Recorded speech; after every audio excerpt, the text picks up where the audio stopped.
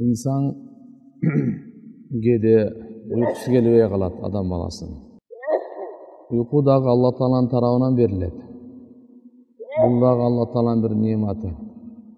Kede bir kaygının sebebinen, bir oorunun sebebinen, bir kandaydır başka sebepten uyku kaçıp ketedi. Peygamberimiz Muhammed sallallahu aleyhi ve sellem'e Halid İbni Valid Mahzumi radıyallahu anhu bir jolu uykum gelmeye tat dep arızdanıp kaldı. Peygamberimiz buna duanı öğretti. Allahumma rabbas semavati sab'i ve ma adallat ve rabbal aradin ve ma aqallat ve rabbaş şeyatin ve ma adallat kunni jaran min şerri halqi kullihim cemi'an ayafruta aleyye ahadu minhum aw yabghiya azza jaruk ve celle tenavuk ve la ilahe gayruk ve la ilahe illa ente. Şu duanı okuyun dedi. Bu duanı okuyandan keyin elhamdülillah Allah Taala'm uyku verdi. Kebir adamlar darı içet. Uykusu gelmey kıynalattan atqı çaktı. Demek buna Peygamberimizin aytkanına işenip durup okuy turgan bolsa, inşallah Uda kalasa sözsüz Allah Taala maga uyku verir. Bu rivayet Tirmizi'nin rivayetinde. Uyku adetlerinden egerde juwayına jakındap gusul vacip bolup kala turgan bolsa, eng jakşısı şu tündö ele juunup alış kerek. İslam dini taza din, tazalıkka çakırgan din. Gusulda 3 farzı var. Oğuzdu çayqap, murundu çayqap, jana çaştan putqa çeyin her bir tükkö su jetkiriu. Bir jolu. Tahta kulli şa'ratin canabatun. Hazret Ali radıyallahu anh aytat, her bir tüktün tübünde canabat var. Gusulduk kılışыбыз gerek. Egerde juunbastan turup, jey turgan, içe turgan bolsa, bizden fiqh boyunca alımlarımız aytat, makruh tahrimi aramga jakın bolup kalat eкен. Oşonduktan egerde kede tünde suktap kalganda, түшүр көп kalat, же болсо жубайына жакындаганда, андан кийин тамак жебестен туруп жуунуш керек. Бирок кээ бир ушундай учур болуп калат. Орозо учурунда аз эле убакыт. Эгерде гусул кылып жууна турган болсо, саарлык жей албай калат. Саарлык жесе гусул кыла албай турган бир 5 мүнөттөй. Анда кандай кылыш керек десе, анда колун, оозу мурдун жакшы чайкап туруп тамак жеп, андан кийин гусул кылсын дейт. Demek Hazret Ayşe radıyallahu anh enebizden rivayet, Peygamberimiz sallallahu aleyhi ve sellem kaçan gusul vacip bolup kalganda, canabat bolup kalganda, anda uyattu jerin juup, andan keyin namazga daarat alganday, daarat alıp anan jatat ele deyt. Demek eng jakşысы gusul kılıp anan jatış. Egerde buga mümkünçülük bolboy, uykusu gelip atsa, je charchap tursa, saarlap turup ele bagnatka turup juunam dese, anda kolun şunda daarat alganda kılıp, kıskası aytkanda daarat alganda kılıp, daarat alıp, namazga daarat alganda kılıp, daarat alıp, anan jatış kerek. Egerde түш көрсө, түш дагы кеде мындай болот. Allah Taala'nın tarafından, kede şeytanın tarafından, kede nafsinin tarafından. Түш 3'e bölünür. Түшкө mani beriş gerek. Түштө dagı özünün tasiri manisi var. Bирок bizdin şariatımızda jakşı түш көрсөңүz, jakşı adamlarga, jakşı sanagan adamlarga aytыңыз. Bardığına emes.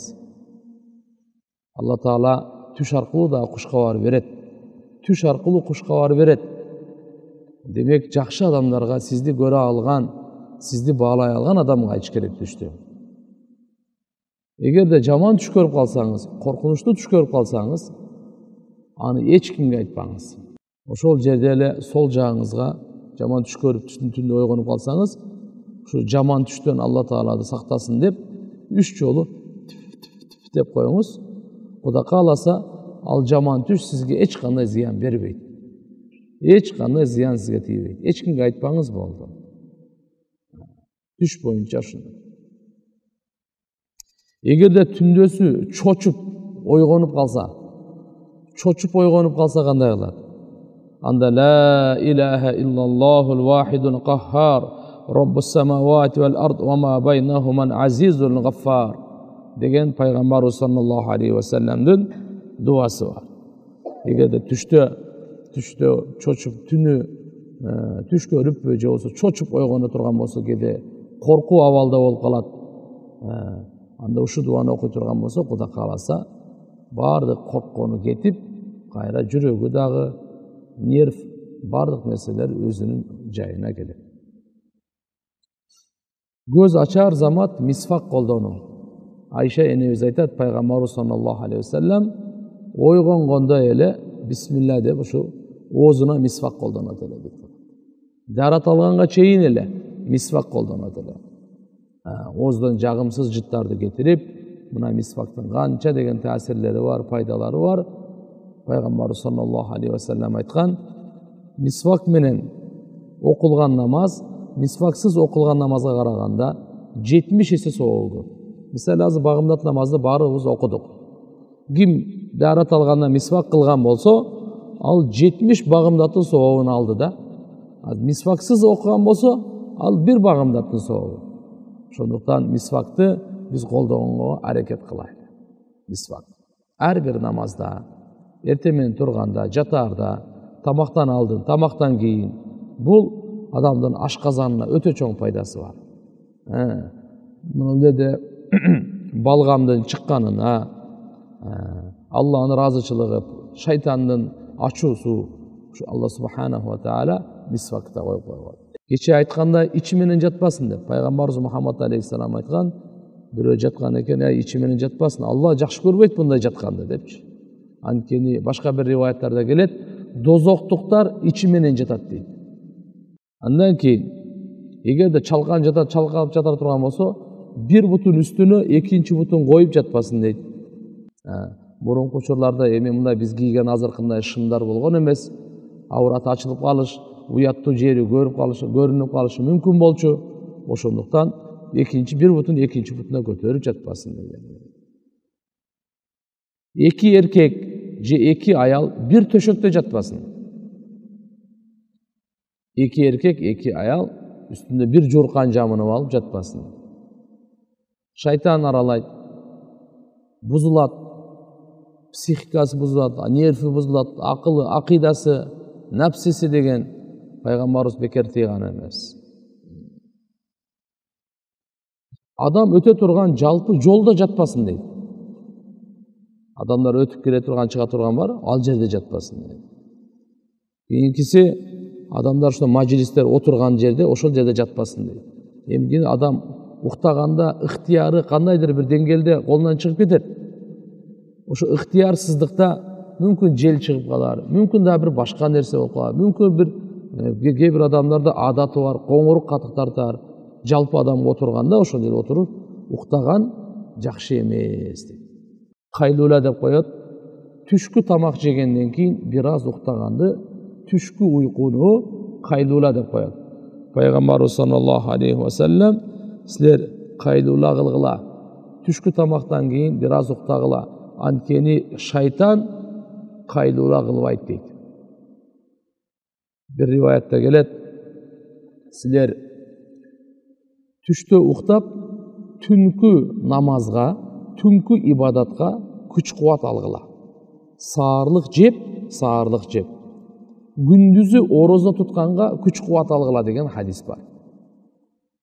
Демек, ушу саарлык жесе адам, Кудай кааласа күндүзү орозо тутканга дагы күч кубаттуу, бакубат болуп жүрөт. Ал эми күндүзү 1 саат болсун, жарым саатпы, 40 мүнөтпү, чарчаса 1,5 саатка чейин түшкү уйку пайдалуу, пайгамбарыбыздын сүннөтү экен. Бирок кайсы тамак жегенден кийин, тамак жеп, анан бир аз уктай турган болсо, бул өтө пайдалуу экен. Мынакей туугандар, уйку адептеринен бир аз айтып бердик. Ушуга аракет кылыш керек, амал кылганга. Кудай кааласа эртеңден баштап ойгонгондун адеби. Ойгонгондон кийин адам баласы эң биринчи кайсы амалдарды кылыш керек, кайсы иштерди кылыш керек эртеңки сабакта. Алла таалам баарыбызга сүннөткө амал кылып, таркатканга күч кубат берсин. Амин. Субхана раббика раббил иzzati amma yasifun وسلام على المرسلين والحمد لله رب العالمين.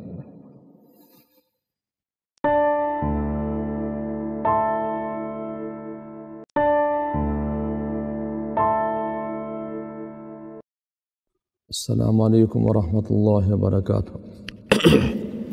Bismillahirrahmanirrahim. Uyqudan oyg'ongandan keyingi adep. Eng birinchisi erteroq oyg'onish kerak ekan.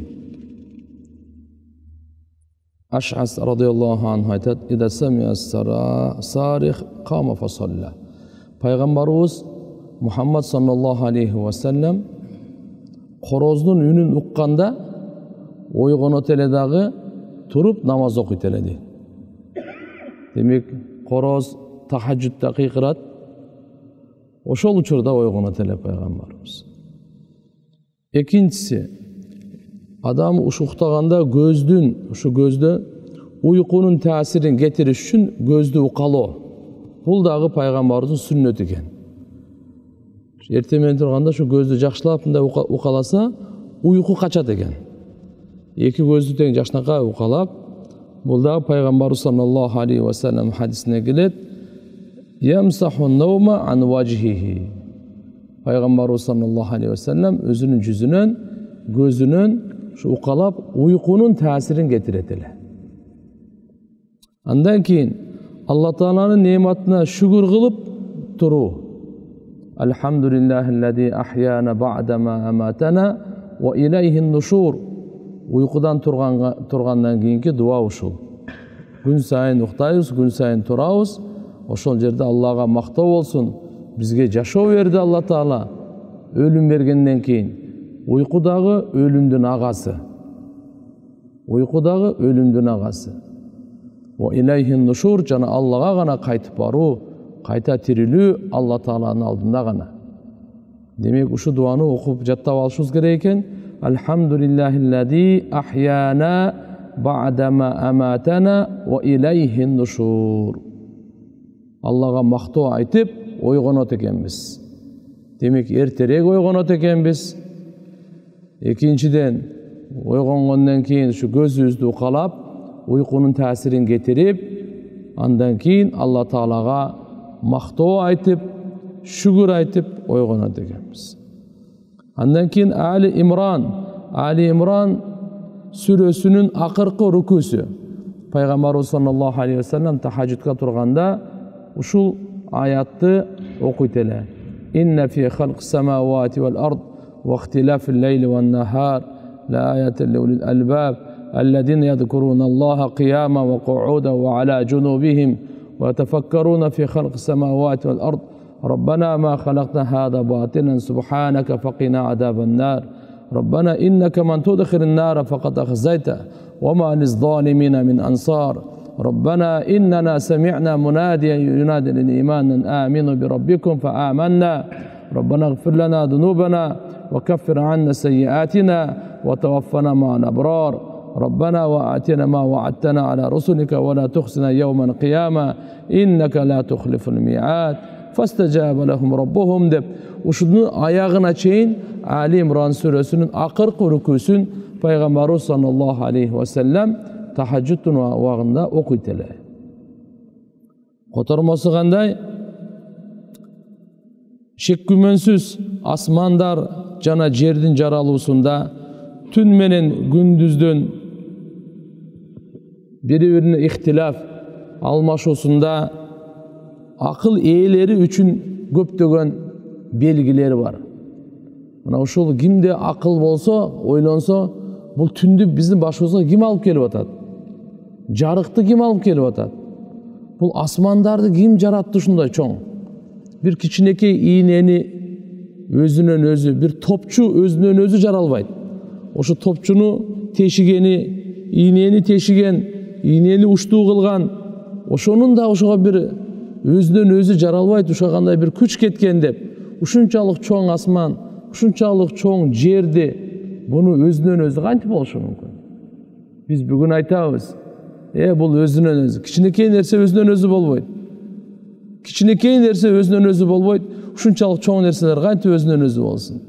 Ошого Алла Таала мына Кур'ани Каримде айтып атат, мынакей асман менен жердин жаралуусунда, түн менен күндүздүн алмашуусунда акылы бар адамдарга өтө чоң белгилери бар. Алар кимдер? Алар Алла Тааланы туруп эстегендер, жана отуруп эстегендер, жана жамбаштап жатып эстегендер, жана жер мен асман жаралуусунда ой жүргүзгөндөр айтышат: "О Робубуз, буну сен бекер жараткан жоксуң" дейт. Алла Таала максатсыз бекер жаратуудан таза зат. Асманды да жерди дагы ар бир кыпын нерсени Алла Таала бекер жараткан эмес. Ар биринин өзүнүн максаты бар. Жылан, чаяндын дагы Алла Таала бекер жараткан эмес, өзүнүн максаты бар бунун дагы. Субханака факина адабаннар. Сен бекер жараткандан таза затсың. О жара аруу зат. Факина адабаннар. Сактагын бизди дозоктун отунан дейт. О Робубуз, сен кимди дозокко киргизсең, мына ошону сен шерменде кылганың, ошону сен кордогонуң, жана залымдарга эч кандай жардам берүүчү жок. О биздин Робубуз, албетте биз иманга чакырганды уктук. Пайгамбарыбыз саллаллаху алейхи вассалам иманга чакырды. Иман келтиргиле, иман келтиргиле деп. Робуңарга иман келтиргиле. Албетте биз иман келтирдик. О Робубуз, биздин күнөөлөрүбүздү кечиргин, жана кемчиликтерибиздин бардыгын жойгун, жана бизди жакшы адамдар менен бирге жаныбызды алгын. Эртеге адам баласынын өлүм кандай келет биз билбейбиз. Жакшы адамдарга я Алла кандай өлүм бересин, жакшы сүйкүмдүү адамдарга кандай өлүм бересин, бизге дагы ошолор менен биргеликте ошондой өлүм бергин. О Робубуз, бизге бергин убада кылган нерсеңди пайгамбарларыңа кандай нерсени убада кылган болсоң, ошолорду да бизге бергин. Кыямат күнү бизди шерменде кылбагын. Албетте сен убадаңа каршы чыкпайсың деген ушу аяттын мазмуну пайгамбарыбыз Мухаммад алейхиссалам күн сайын турганда ушул Али Имран сүрөсүнүн акыркы рүкүүсүн аягына чейин окуйт эле. Андан кийин мындан башка дагы көптөгөн дуалар бар. Тахаджудда туруп: ла илаха иллаллах вахтаху ла шарика ла, лахул мулк ва лахул хамд, ва хува аля кулли шайин кадир, субханаллах валхамдулиллах ва ла илаха иллаллах валлаху акбар ва ла хаула ва ла куввата илля биллахил алиyyil азим. Аллахумма гфирли, Аллахумма гфирли, Аллахумма гфирли деген дуалар бар. Ушу дуаларды окуганга аракет кылыш керек. Мисвак колдонуу, мисвак. Пайгамбар саллаллаху алейхи ва саллям: "Ида стайқада ахадукум мин наумихи ла я аyyuhal я قال ابن عمر رضي الله عنهما إذا استيقظ النبي صلى الله عليه وسلم بدأ بالسواك". ابن عمر رضي الله عنهما айтат: пайгамбарыбыз качан эртемен ойгонгондо мисвак менен баштайт эле дейт. Мисвак ушу ооздогу жагымсыз жытты чайкап ушу менен баштайт эле дейт. Андан кийин эки колду алаканды жууш. Себеби пайгамбарыбыз айткан: эрте менен тургандан кийин идишке кол салуудан мурда сөзсүз эки колуңарды, алаканыңарды жуугула. Анткени билбейсиңер, силердин колуңар түнү кайда өткөргөнүн. Адам уктагандан кийин ыктыяр кетип калат, колу менен ар жерди кармалайт. Ошон үчүн сөзсүз колун жуугула деди. Мынакей. Колун жуусун дейт, колун жуусун. Андан кийин дарат алуу жана мурунга пайгамбар саллаллаху алейхи ва саллям өзгөчө эрте менен турганда мурунга суу тартат эле. Мына ушу мурундун үстүнкү жогорку жагына ушул жерге чейин жеткире тартат эле. Аны ушуну хайшум деп коет. Бу шайтан ушул жерде уктайт экен да. Шайтан ушул жерге отуруп алат, уктайт дагы ар кандай түштөрдү берет дейт да. Ошон үчүн эрте менен турганда мурун катыгыраак суу алып ушуга чейин көтөрүп коюш керек экен. Көтөрүп чайкап коюш керек экен мурунду. Дарат алуу жана бала чаканы дагы ойготуу, үй бүлөнү дагы ойготуу. Пайгамбар саллаллаху алейхи ва саллям айткан: "Иза стайқаза ар-раджул минал лейл ва айқаза ахлаху ва саллая ракаатайн кутиба минад-закирин Аллаха катира ва закират". Кимде кайсы киши эрте менен түндөс ойгоно турган болсо, жана үй бүлөсүн ойгото турган болсо, жана экөө тең 2 рекет намаз окуй турган болсо, анда Алла Тааланы көп эстеген эркектер жана Алла Тааланы көп эстеген аялдар, Алла Таала Кур'анда буларды мактаган, убада берген, буларга улуу сооп бар, күнөөлөрү кечирилет деп, ошолордун катарына эсептелет. Ошолордун катарына кирип калат булар дагы дейт. Андан кийин намаз окуу. Дарат алгандан кийин мына намаз окуу. Пайгамбар саллаллаху алейхи ва саллям хадисте айткан, адам баласы уктаганда шайтан болсо 3 түйүн менен түйүп коёт экен. Адам башынын аркасынан 3 түйүн менен түйүп коёт экен. Жана ар бир түйүн түйгөндө алейка лейлун тавилун фарқут, түн узак, уктай бер деп акырын таптап коёт экен да. Ушуну уктай берет экен. Эгерде бул ойгонсо, фадакараллах, ойгонуп Алланы зикир кылса, бир түйүн чечилет экен. Дарат алса, экинчи түйүнү чечилет экен. Намаз окуса, үчүнчү түйүнү чечилет экен. Андан кийин бул ушундай бир көңүлү ачык болуп, жакшы ойгонуп, алхамдулилля, дин соолугу дагы, настроениясы дагы жакшы ойгонот экен. Эгерде уктай эле бере турган болсо, анда саарлап турганда жалкоо, көңүлү жок болуп турат экен да. Урматтуу агайын мусулман бир туугандар, мынакей Алла Таалама шүгүр, уйку дагы нематы, уйкудан ойгонгондон кийин дагы Алла Таалага нематына шүгүр кылып, таңга жеттик. Эми эсен аман, сак саламатчылыкта, иманда, туура жолдо жашаганда, кечке чейин жеткиргин деп дайыма дуа кылып турушубуз керек. Анткени Хазрет Умар разияллаху анху айткан, эгерде таңга жетсең, кечти күтпөгүн. Мүмкүн сен кечинде башка дүйнөдө болуп каларсың. Эгерде кечке жетсең, таңды күтпөгүн. Мүмкүн таң башка дүйнөдө болуп калар. Демек, ажал келип, башка дагы ахиретке кетип каларсың.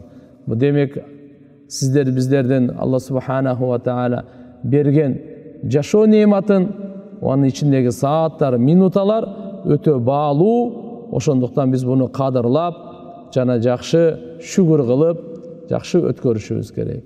Ва ахиру даъвана алхамдулиллахи rabbil alamin. Subhana rabbika rabbil izzati amma yasifun wa salamun alal mursalin walhamdulillahi rabbil alamin.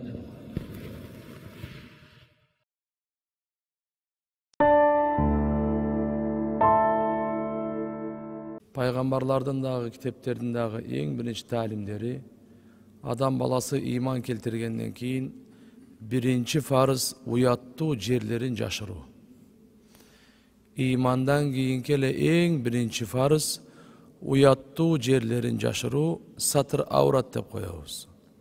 Бүгүн биздин сабагыбыз кийим кийүү адеби. Эң биринчи адеп бул таза болуш керек кийим.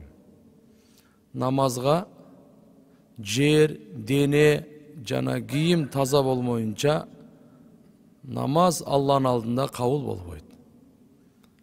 Кийимдин дагы өтө орду чоң. Уурдап кийип алса, ага күнөө эле жазылат экен, намаз окуса дагы. Адалдан таап кийим кийиш керек, бул өзүнчө. Бирок эң биринчиси таза кийим болсун дейт.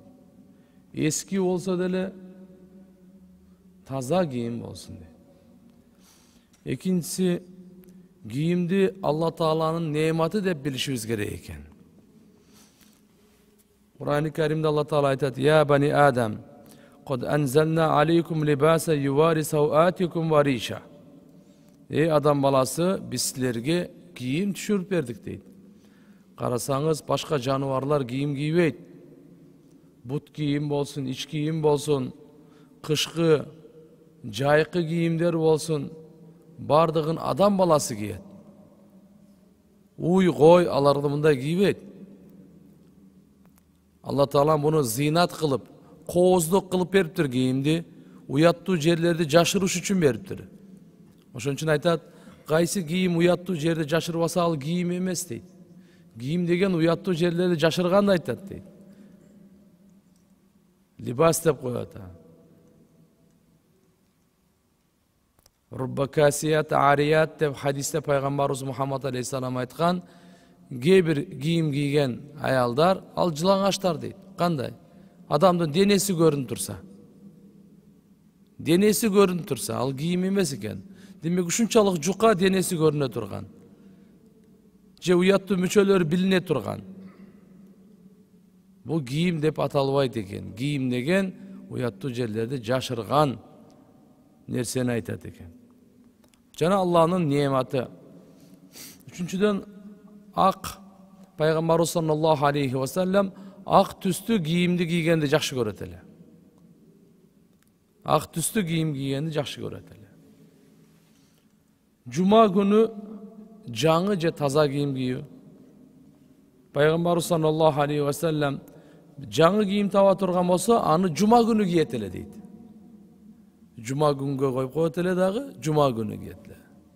Жума күнү барыңыздарга белгилүү, бул майрам, мусулмандардын майрам күнү. Мусулман эместердин кийимин кийип, аларга окшошуу дагы шариятыбызда жакшы көрүлгөн эмес.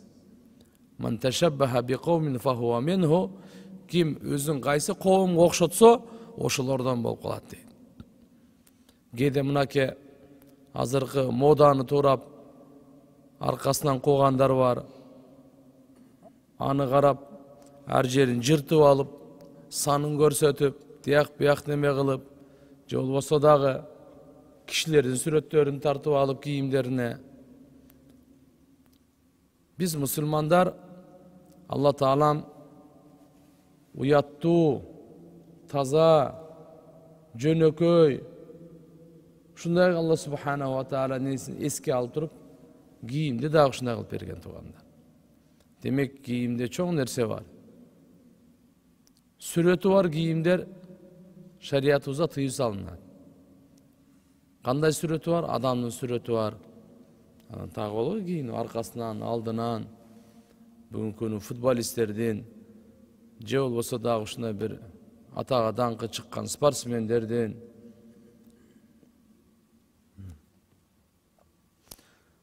Демек, текеберлердин кийимин кийинбесин дейт. Демек, адам баласы кийим кийгенден кийин ан жөнөкөй болуш керек экен. Кийим кийип алып, башкача жок, буга туура эмес бул. Пайгамбарыбыз саллаллаху алейхи ва саллям мындан тыюу салган.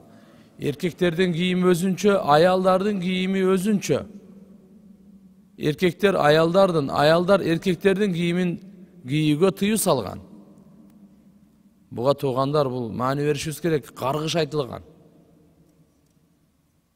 Алла Таала табиятында эле, жануарларда деле эркек ургачыны өзгөчө кылып жараткан. Короз болсун, тоок болсун, кошкор болсун, кой болсун, бука болсун, уй болсун, арстан болсун, эркек ургачысын карасаңыз, өзүнүн күч кубатында дагы, өзүнүн жашоо максатында дагы, жүрүш турушунда дагы, өң түсүндө дагы айырмасы бар. Адамдыкын өзгөчө кылган Алла субханаху ва таала. Ошон үчүн эркектерге тыюу салган, аялдардын кийимин кийүү эркектерге тыюу салынган. Аялдарга да тыюу салынган, эркектердин кийимин кийип, эркектерге окшоп сүйлөп, эркектерге окшоп өзүн көрсөтүү тыюу. Эркектерге дагы аялдардын өзүнүн назик үнү, назик басканы, жүргөнүн туураганы тыюу салынган, каргыш айтылган.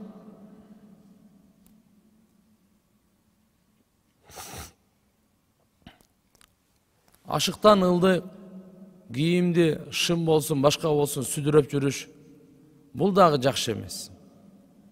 Эркектер үчүн жибек, алтын дурус эмес.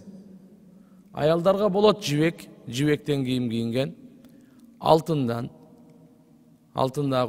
жасалгаларды, булардын бардыгын аялдар үчүн болот, бирок бизде исламда эркектер үчүн болбойт булар. Иншалла бейиште болот, бейиште. Кийим кийгенде оң жактан кийиш керек. Бут кийим болсун, көйнөк болсун, кандай гана кийим болбосун, оң жактан.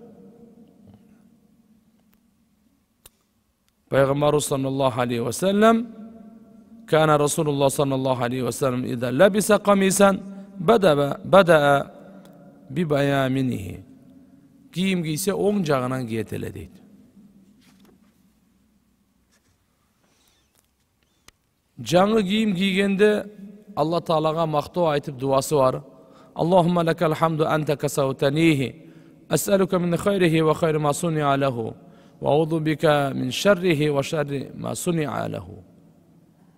Жараткан Allah sana maqtoo olsun. Sen bana şu giyimdi giygizdin. Senen suraymun şu giyimdin жақшылығынан. Ушул кийим кайсы үчүн жасалган болсо ошонун жакшысын. Кийимди кийип, ошо кийимди кийгенден кийин Аллага шүгүр кылып, ушу кийим менен күнөө кылбай, ушу кийимди менен Алла Таалага ибадат кылып, бунун жамандыгынан пана тилейм деп. Меккеде Пайгамбарыбыз Мухаммад алейхиссаламга чейин ушу Каабада мушриктер алар Каабаны жылаңач таваф кылышат эле. Giyimlerini çeşip. Emni üçün biz uşul giyimlerde günah kılganbız deydiler. Uşu giyimlerde günah kılganbız, uşul giyimmenen emi tavaf kılsak bolboyt dep жылаңач tavaf kılışat ele. Bu tıyı salıngan bu jakşı mesele. Anan keyin jönököyle kanday gana kiyim giybesin, anındağı özünün duası var. Elhamdülillahillezî kesani hâdâ وَرَزَّقَنِيهِ مِنْ غَيْرِ حَوْلٍ مِنِّي وَلَا قُوَّةٍ. Бұл қандай ғана киім кийбесек, ушу дуаны оқып қойышыбыз керек. Кейін пүчүлө, топчу, көкөрөкө эгерде башын салып кие турган көйнөктөр болсо, же жаба турган болсо, Пайгамбарыбыз саллаллаху алейхи ва саллям кээде ысыганда эле мындай көкөрөгүндү ачып коюп болсо, топчуларын топчуланып жүрөт эле. Демек кийим кийүүнүн адебинде дагы көкөрөктү жаап topçulanıp görüş gerek ekan, topçulanıp. Eda açıp alıp al ısıganda ele bolbosa, atamday tekeberlerini açıp çıksa demek, bu da jakşı emas eken.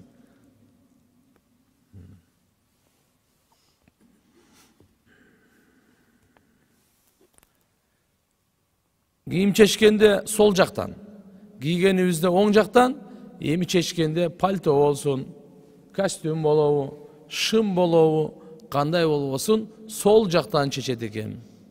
Сол жактан чечет экен. Чечкен учурда бисмиллахиллази ла илаха иллаху. Бисмиллахиллази ла илаха иллаху деп. Демек урматтуу мусулман бир туугандар, мынакей кийим кийүүнүн адеби Аллах субханаху ва таала барыбызга товфик берсин. Бир хадисте келет, башка бирөөгө кийим кийгизүү канча сооп.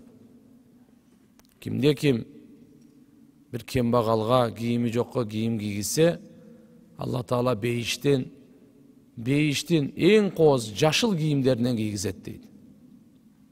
Жана кийим кийгизген кишиге ушу канчалык анын денесинде ошол кийим болсо, ошого сооп жазыла берет дейт. Ошого чейин кийим кийгизген кишиге сооп жазыла берет дейт. Алла Таала барыбызга таза, адалдан, шариятка ылайыктуу кийим кийген насип кылсын. Шариятыбызда ушундай бар, мусулман эмес адамдын кийимин кийип, мусулман адамдарды шекке салып койбо. Саңа саламдашууда шектенип калбасын. Салам берсемби, бербесемби, ассаламу алейкум деп айтсамбы, айтпасамбы, мусулман бекен же мусулман эмес бекенби деп. Ушундай кийимди дагы шекке салып кое турган, көргөн адамга шекке салып кое турган кийимди шарият лайык көргөн эмес. Демек, биз мусулман коому өзүбүзгө жараша кийимдерибиз бар экен. Жараткан Алла Таалам tevfik versin. Bugünkü savak çaç koyu adepleri. Cana sakal koyu adebi. Jaratkan Allah Taala, Allahu haliku kulli şey, her bir neseni jaratkan al. Oşo qoğuzluq üçün Allah Taala çaştı, sakaldı Allah Subhanahu wa Taala insanga jaratkan. Бірақ oşonu qanday qaraş gerek, qanday koyuş gerek, Ушунун бардыгын адеби исламда баяндаган. Эң биринчи قال النبي صلى الله عليه وسلم من كان له شعر فليكرمه.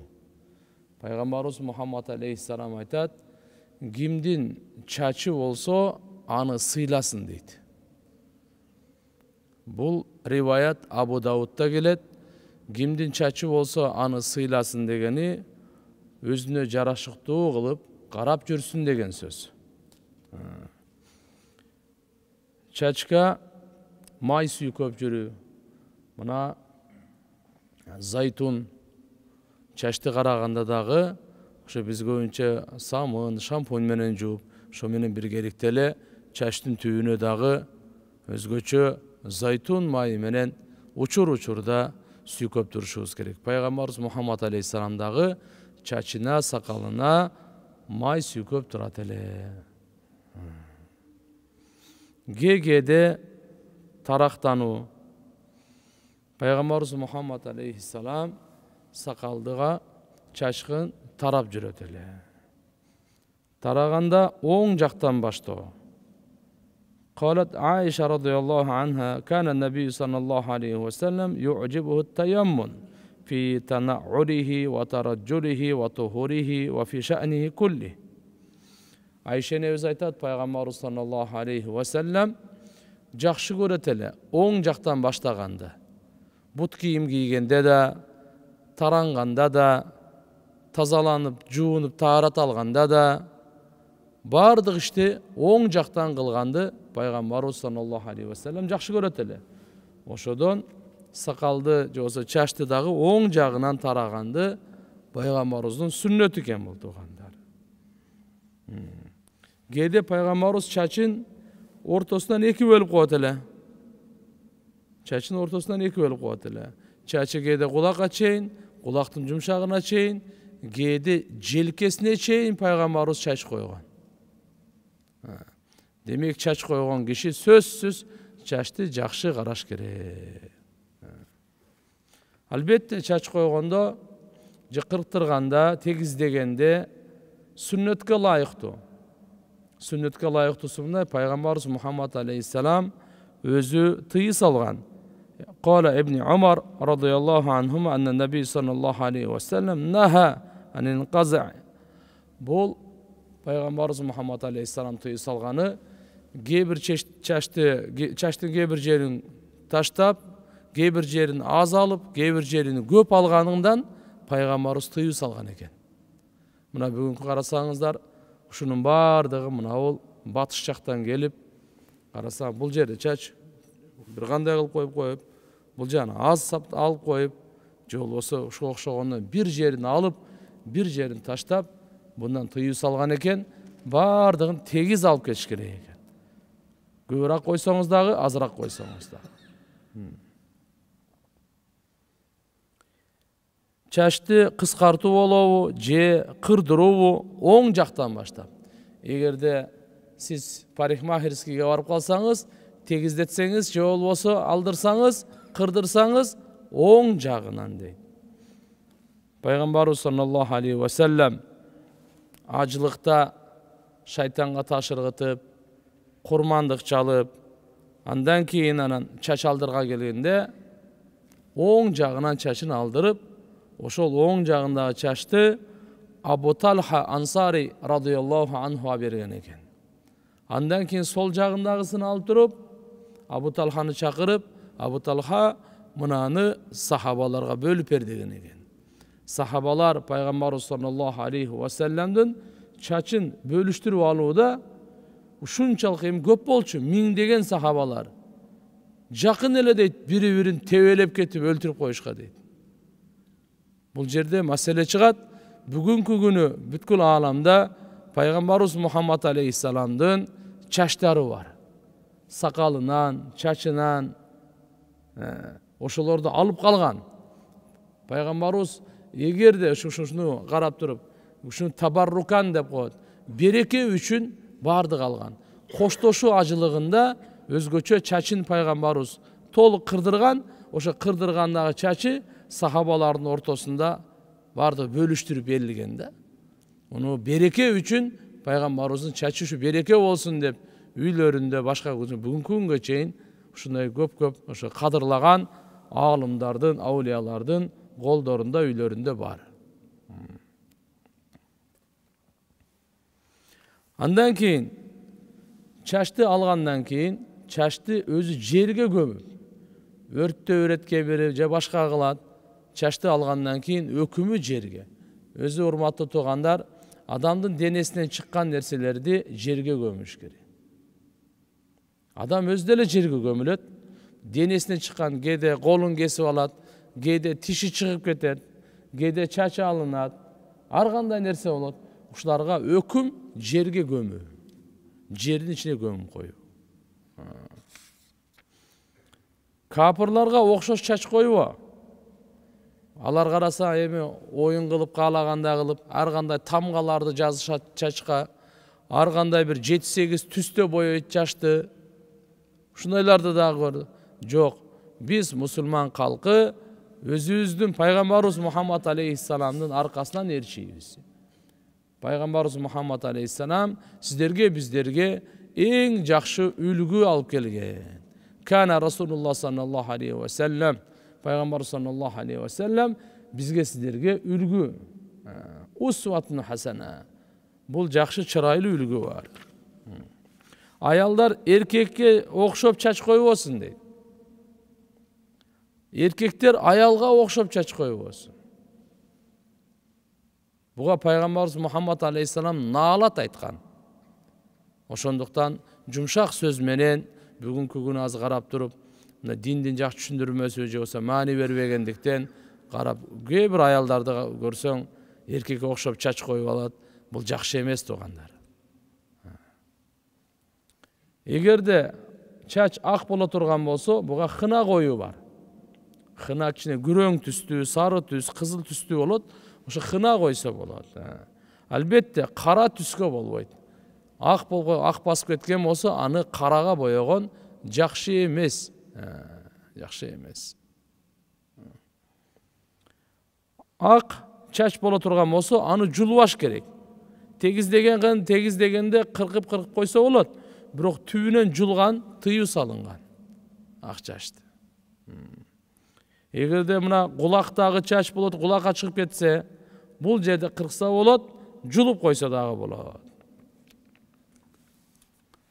Сакал менен мурут коюу адеби. Сакалды өстүрүүдө, мурутту алууда пайгамбарыбыз саллаллаху алейхи ва салламдын буйруктары. Эркектерге айткан, мурутуңарды алгыла деген. Эгерде мурут өтө өсүп кете турган болсо, тамак жегенде тие турган аалымдарыбыз макру, кээ бирлер арамга чейин айткан. Анткени ошо муруттун ошол зыяны тамак аркылуу адамга жетет булда. Пайгамбарыбыз тыюу салган, ошондуктан мурутуңарды алгыла деген. Сакалыңарды койгула деген. Сакалды тара, жана аны дурус карадыбагы, бул адебинен экен. Сакалды тарап жүрүш керек экен. Күзгүнү карап, сакалды тарап. Пайгамбарыбыз саллаллаху алейхи ва саллям күзгүнү карап сакалын тарайт эле, жана айтат эле: Аллахумма. Атай буга дуасы бар. Пайгамбарыбыз качан күзгүнү караганда, кана ида надара вajhahu fil mir'at, айтат эле: Алхамдулилlah, Аллахумма кама хассанта халqi fa hassin khuluqi. Караганда эмне дейт эле? Алла, мактоо Аллата, бардык мактоо Аллага болсун. Алла, кандай сен мени өң түсүмдү, келбетимди чырайлуу кылып жараттың, мүнөзүмдү дагы чырайлуу кыл деген дуа. Өң түсүмдү кандай чырайлуу кылып жараттың, мүнөзүмдү дагы чырайлуу кыл деген дуа. Сакалды өрбөш керек. Кээ бир мына чет мамлекеттерде көрүп калсаңыздар керек, сакалды коюп туруп анан өрүп коюшат. Пайгамбарыбыз Мухаммад алейхиссалам сакалды өрүүдөн тыюу салган. Эгерде бир учтан ашык болсо, пайгамбарыбыз алат эле. Оң жагынан, сол жагынан астынан бир уч болуп калса алып коет эле. Жана акыркысы мына ошо сакал мына жерде эмне деп коет мен билбейм. Мына ол атай сакалдан бул да ийиктин үстүндө өскөнү, мына лаптын алдындагы бул дагы ошо сакалдын өкүмүндө. Албетте оң жак сол жактарын алып койсо болот, өзүн албаш керек. Алла Таалам баарыбызга амал кылууга өзү жардам берсин. Бүгүнкү тема май сүйкөнүү адеби. Пайгамбарыбыз саллаллаху алейхи ва саллям чачына, кашына, сакалына, башына жана путуна май сүйкөнөт эле. Мынакей зайтундун майы бар, сарсон деген дагы мунун майы бар. Кандай кимге мүмкүнчүлүк болсо, эң жакшысы зайтундун майы. Чачка май сүйкөөдө Пайгамбарыбыз саллаллаху алейхи ва салламдын сүннөтүн ниет кылыш керек. Пайгамбарыбыз Мухаммад алейхиссалам май сүйкөнгөн, ошон үчүн биз дагы май сүйкөнөбүз деп ниет кылсак, буга сооп алат экенбиз. Анткени Пайгамбарыбызды алып келген, сиздерге, биздерге алып келген Алланын тарабынан кандай гана амал болбосун, анда нур бар, береке бар, анда сооп бар. Рухани дагы, жисмани дагы, денеге да, рухка дагы чоң пайда бар. Демек, Пайгамбарыбыз сүннөтүн ниет кылып, Пайгамбарыбыз саллаллаху алейхи ва салламдын сүннөтүнө ээрчип ниет кылсак, буга сооп алат экенбиз. Бисмилла деп баштайт экенбиз. Кандай эле бардык ишти биз бисмилла деп баштайбыз. Экинчиси, сол колго ошо майды куюп, сол колго куюп, кийин эң биринчи каштан. Кашты неме алат эми. Каштыкка. Андан кийин көзгө кишенин көз сүйкө. Андан кийин кээ бир риваятта мурут менен сакалды айтат. Кээ бир риваятта көздөн кийин эле чачты айтат. Чачка неме болот. Анан ошо чачтан баштын бардыгына сүйкөп, эгерде кечинде сүйкөп жата турган болсо, сааркыга кыйла иншалла адамдын башы жеңилдеп, эс алып. Тырмак алуунун адеби. Жума күнү тырмак алуу. Ибн Аббас радиаллаху анхудан риваят бар. Жума күнү ким тырмак алса, буга шифа келет адамга, дарт чыгат адамдан дейт. Жума күнү тырмак алуу экен. Өзү тырмак алуу, сүннөткө отургузуу, атыр сүйкөнүү, мисвак, бул бардык пайгамбарлардын сүннөтү өзү. Жума сайын демек тырмак алып туруш керек экен. Мынакей исламдын талабы. Кээ бирлер тырмагын өстүрүп алат атай. Жакшы эмес бул. Адамдын. Экинчиден, тырмак алгандан кийин буну бир мусорга же болбосо мына жаман жерге таштабаш керек экен. Көмүш керек буну дагы. Буну дагы көмүш керек. Жана Пайгамбарыбыз саллаллаху алейхи ва саллям тырмак алгандагы өзүнүн эрежесин эске алыш керек. Канзул Уммалда риваят келет.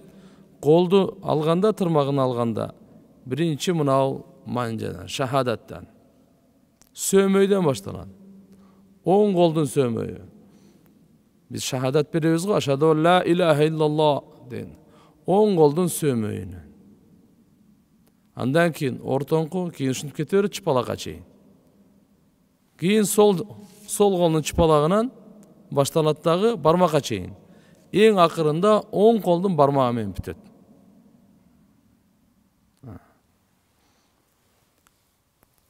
Ал эми путтук болсо, оң буттун чыпалагынан тартып эле, сол буттун чыпалагына чейин мындай эле катарынан. Ибн Хаджар Аскалани рахимахулла, bundan башка дагы жолдору каалагандай жол менен алсаңыз болот, бирок эң жакшысы путту алган жолу ушул оң жакты чыпалактан баштап, солду чыпалакка чейин бүтүрүү.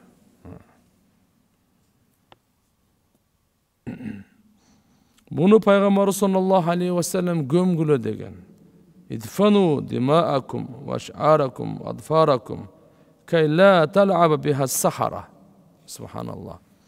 Кан, чач, тырмактарды силер жерге көмгүлө дейт. сыйкырчылар ушу менен ойношпосун дейт. Мындайча айтканда туугандар, сыйкырчыларга көбүнчө азыр мына дубалап коюптур деген сөз бар го. Кара дубалап коюптур, тигинтип коюптур. Мунлардын бардыгы ошол чачка, тырмакка, адамдын денесинен чыккан ушундай кан, жаман ушундай нерселерге эме кылат экен да. Сыйкырлайт экен. Бул пайгамбарыбыз саллаллаху алейхи ва салламдан да бар. Күндөрдүн биринде пайгамбарыбыз саллаллаху алейхи ва саллам аябай катуу баш ооруп, таасири ушунчалык тийди, жубайларына жакындаганда каалабай, каяка барганда башы ооп, тияка бияка болуп, түшүнгөн жок эмне болгонун. Уктап калды эле. Түшүндө эки периште келди да, бирөө баш жагына отурду, экинчиси аяк жагына отурду. Бирөө суроо берип атат, буга эмне болду деди? Сыйкырланган деди. Ким сыйкырлады? Бир жөөт бала бар эле, ошо сыйкырлады. Эмнеге сыйкырлады эле? Тарак. Тарактаган нерсе пайгамбарыбыздын чачы, пайгамбарыбыздын сакалынан алынган, ошого сыйкырлаган экен. Сыйкырлап ал каерде десе, паланча деген бир кудуктун түбүндө таш бар, таштын түбүнө коюп койгон деди. Бардыгын айтып берип, баягы эки периште кетип калды. Пайгамбарыбыз ойгонуп туруп эле сахабалардын бир экөөнү чакырды дагы, паланча деген кудукка барып келгилечи деди. Алар барса, кудук кып-кызыл кына. Кудукка түшүп, галибан Хазрат Али радыйаллаху анху болуш керек. Кудукка түшүп, ташты пайгамбарыбыз айтканда алса, түбүндө тарак 11 жерде түйүп койгон экен. Чачтын сакалдын эмеси менен 11 жерде түйүп байлап коюптур. Ошондо анан кийин Жабраил алейхиссалам периште түшүп, "Кул а'уду би раббил фалак мин шарри ма халак ва мин шарри гасиқин ида вақаб ва мин шарри наффасати фил уқад ва мин шарри хасидин ида хасад. Кул а'уду би раббин нас маликин нас илахин нас min şerril vesvesil hannas ellezî yuvasvisu fi sudurin nas minel cinneti ven nas." 11 ayat düştü. Her bir ayatta okuganda birden tüyün çeşildi. Peygamberimiz Muhammed Aleyhisselam özü 11 yerden cip menen baylap koygonday kılıp, her bir ayatta okuganda çeçip boşangonday olup, şunda 11-incisinde okuganda tolluk boşanıp, murdağı kalıbına gelip, jakşı olup, oşun sahabalar aytты, "Ya Rasulullah, уруксат берсеңиz, oşu sizdi sıyqırlagan, kara dua kılgan jөөттүн başına alıp geleyim" dedi. Peygamberimiz aytты, "Allah bana şifa verdi go, tegele koygulaş, ne olsa şo olsun" dedi. Keyin Cebrail perişte, "Ey Muhammed, mına şu ümmetine aytıp koy, sıyqırlıktı saktana turgan, kara duadan magiya, çörni magiya, porça sorça, balakettin bardığına saktana turgan, mına uşul iki sürü. Kul a'udhu bi rabbil falak menen, kul a'udhu bi rabbin nas okup жүрсүн" dedi. Oşunda da emneni aytmakçımın, mınaki sakal çaçka sıyqırlagan. Ayal zatынан ayızı gelgende, oşu kanga, tırmaka sıyqırlaydı eken de. Uşulardan vardı. Oşun üçün Peygamberimiz ayttat, benim ne de atat? Kan, çaç, tırmaktарды жерге gömgülü. Emnege? Oşu sıyqırçılarga mümkünçülük beribegile deydi. Oşu menen oynay turgan bolsa deydi. Demek buga mani berişimiz kerek tuğanlar. Surma koyunun adebi. Bul da Peygamberimizin sünneti tuğanlar. Jataarda Peygamberimiz gözüne surma koyat ele. İsmut degen surma. Egerde ismut tabılbay kalsa, başka dele surma koysa dele bolot. Biroq eng jakşısı ismut degen surma var. Kişine güröngüç kelet, tüsü güröngüçrek. Jataardan aldın surma koyu, ismut degen surma, oң jagынан gözlü tak bolsun, jupmes tak, 3 jol. 3 jol. Birinci oң, andan keyin sol jağı. But kiyim giyүүнүн adebi. Meyli al tufli bolou, sapoşka bolou, jönöke damashni bolou. Bunu dagı sünnetli niyeti menen. Peygamberimiz sallallahu aleyhi ve sellem but kiyim giygende Bismillah'ını aytıp, oң but menen giyetele. Çeçkende sol but menen çeçetele. Jana giyerden aldın, бут кийимди ичин бир карап күйүп коет эле. Эмне үчүн? Кээде бир нерсе кирип калат. Кандай жатаарда төшөктү бир сыйра биз мындай акырын күйүп коебуз, колубузду салып туруп. Ыза бере турган, зыян бере турган ары же болбосо да башка нерселер кирип калбасын. Аны бир күйүп коебуз, тазалап туруп. Кийин канчалык мүмкүн болсо басканга ошончолук бут кийим кийиш керек дейт. Бут кийим менен. Бир бут кийимди кийип, экинчи бут кийимди кийбей пайгамбарыбыз будан тыюу салган. Кээде бирөөнү кийип алып аксап кетет мындай. Жок, кийсең экөөнү тең кий, чечсең экөөнү тең чеч. Бирөөнү кийип, бирөөнү. Кандай эле пайгамбарыбыз тыюу салган, күн чыгып, күн тийип турган жерде жарым денең күндө, жарым денең көлөкөдө. Ушундай болуп жатпагыла деген да. Мындай жерге уктабагыла. Дененин жарымына күн тийип турат, жарымына көлөкө тийип турат. Мындай болот. Ошондой эле бут кийимди дагы бир бут кийимди кийип, экинчисин кийбей, ушу кээде жүгүрүп калабыз, басып калабыз. Пайгамбарыбыз тыюу салып атат. Экөөнү кийсең экөөнү кий, чечсең экөөнү чеч деп. Бут кийимди кармаганда сол кол менен кармайт. Бул да хадистерде келет, сахабалар да сол кол менен кармайт. Эгерде туруп кийүү эме болсо, чыгылып кете турган, отуруп кийсин дейт. Отуруп кийсин. Алла Таалам баарыбызга амал кылганга жардам берсин. Пайгамбарыбыз сүннөтүн жакшы көрүп, пайгамбарыбыз сүннөтүн аткарганга жардам берсин. Аракет кылышыбыз керек. Бүгүн үйдөн чыгуу адеби. Күн сайын үйдөн чыгабыз. Пайгамбарыбыз саллаллаху алейхи ва саллям сүннөтү боюнча кантип чыгат эле? Биринчиден, эгер мүмкүнчүлүк болсо, 2 рекет намаз окуп чыгуу. Жаман нерседен сактай турган бул 2 рекет намаз окуу. Мүмкүнчүлүк болсо. Алдаганда нафил намаз деп коебуз, үйдөн чыгуу. 5 убакытта нафил намаз окушлук макру. Күн чыгып атканда, чак түштө, күн батып атканда бул 3 болду. Андан кийин багымдаттын азан айтылгандан кийин күн чыкканга чейин, асырдын азан айтылгандан кийин күн батканга чейин, асыр намаздан кийин күн батканга чейин. Ушу 5 убакта макру, калган убакта мүмкүнчүлүк болсо 2 рекет намаз окуп чыгуу. Экинчиси, үйдөн чыгып атканда дуа. Бисмиллахи таваккалту алаллах. Ла хаула ва ла куввата илля билlah. Алладан жардам сурап чыктым үйдөн. Аллага тобокел келтирип. Кимге тобокел? Өзүбүздүн акылыбызга, күчүбүзгө, кыйындыгыбызга, акчабызга, билимибизге, нерселерибизге, буюмдарыбызга таянбай, Аллага таянып чыктым. Аллага тобокел келтирип чыктым дейт. Ла хаула ва ла куввата илля билlah. Күнөөдөн сактанууга эч бир айла жок Алланын жардамысыз. Таат, ибадат кылганга эч бир күч кубат жок Алла Тааланын тоофик мүмкүнчүлүгүсүз. Демек Алла өзү мүмкүнчүлүк берет экен, тоофик. Ва ма тоофики илля билlah. Мага мүмкүнчүлүк бере турган, жакшы иш кылганга бул Алла Тааладан. Демек күнөөдөн сактануу дагы, жакшы иштерди кылуу дагы жараткан Алла Тааланын жардамысыз мүмкүн эмес. Деген дуаны окуп чыгып атабыз. Пайгамбарыбыз саллаллаху алейхи ва саллям айткан, кимде ким ушу дуаны үйдөн чыкканда окуса, ага 4 фазилети бар. 4 пайдасы бар. Худита, хуфиста, куфита, ва танаха анка шайтан. Биринчиси, саңа хидаят берилди. Туура жолдомо берилди. Сен ушу дуаны окуп чыгып, мынаке, маанисине көңүл буруп, жараткан Аллага таянып чыктыңбы? Саңа туура жол берилди, хидаят берилди. Саңа куфита, саңа жетиштүү болду бул. Бул жетиштүү болду ушу дуа саңа. Хуфиста, сен сакталдың дейт. Сен сакталдың, корголдуң. Ва танаха анка шайтан, шайтан сенен узак болду дейт. Башка бир риваятта келет, ушу дуаны окугандан кийин шайтан айтат экен, бул дуаны окпойт эми, буга канчалык азгырбайын, таасири эми тийбейт го депчи. Ошон үчүн ушу дуаны окуганда биз маани берип туруп окусак, бунун таасири өтө чоң.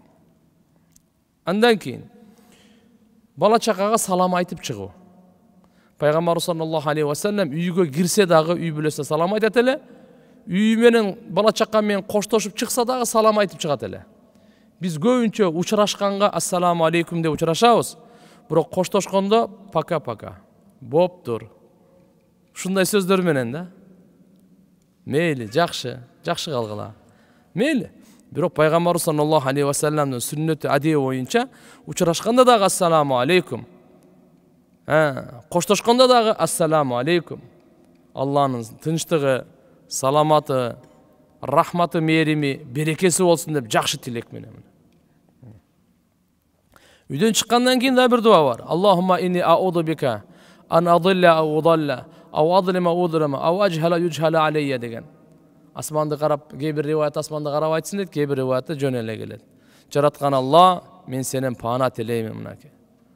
Адашуудан, башкаларды адаштыруудан, мага бирөө зулумдук кылуудан, мен башка бирөөгө зулумдук кылуудан, надандыктан, мага бирөө надандык кылуудан, жараткандан пана тилеп, мен ушу туура жолдон тайып кетпейин, башка бирөөнү мен тайыттырып койбосун деп Алла Тааладан дуа кылат.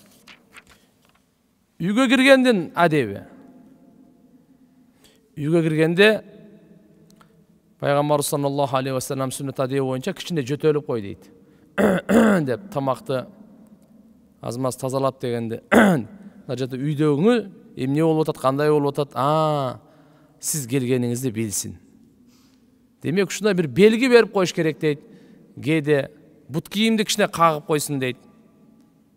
Кандай болсо бир белги берип койсун дейт. Үйгө келгениңиз билинсин. Экинчи бир орторок өтө катуу эмес, өтө акырын эмес, такылдатып койсун дейт. Орточорок такылдатып койсун дейт. Оң бут менен кирсин дейт. Пайгамбар саллаллаху алейхи ва саллям тарак таранганда, дарат алганда, бут кийим кийгенде, бардык эле иштерде оң жакты жакшы көрөт эле. Ошондуктан үйгө киргенде дагы оң бут менен кирсин. Үйгө кирер менен дуасын окуйлу, үйгө киргенде дуасы. Аллахумма инни ас'алука хайрал маулажи ва хайрал махражи. Бисмиллахи валажна ва бисмиллахи харажна ва алаллахи роббина таваккална. Мына үйгө киргендеги дуа экен.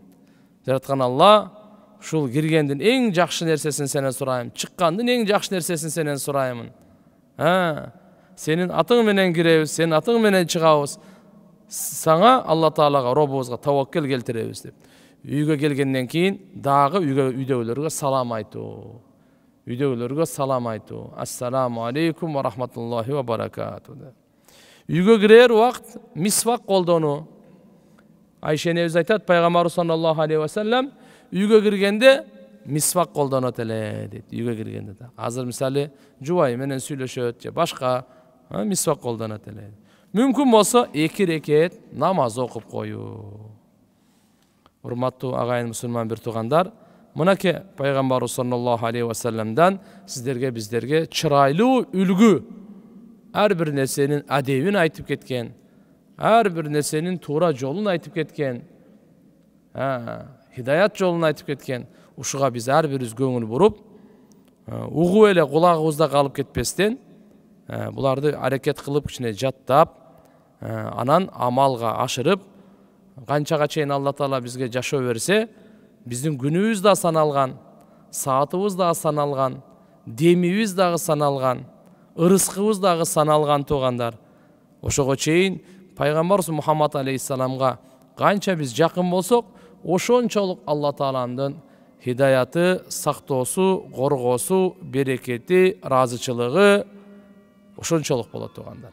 Алла Таалам баарыбызга амал кылганга жардам берсин. Басуу адебинде Пайгамбарыбыз Мухаммад алейхиссалам кандай баскан? Биз да ошондой басканга аракет кылышыбыз керек экен.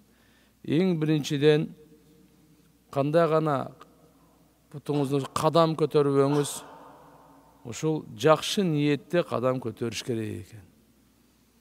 Пайгамбарыбыз саллаллаху алейхи ва саллям жерден путун көтөргөндө толук көтөрөт эле, путун сүдүрөп баспайт эле. Толук көтөрөт эле, күч менен көтөрөт эле, басканда тезирээк басат эле. Анан өтө эле мында шашып эмес, бирок өтө ылдамды, акырындагы эмес, тезирээк басат эле.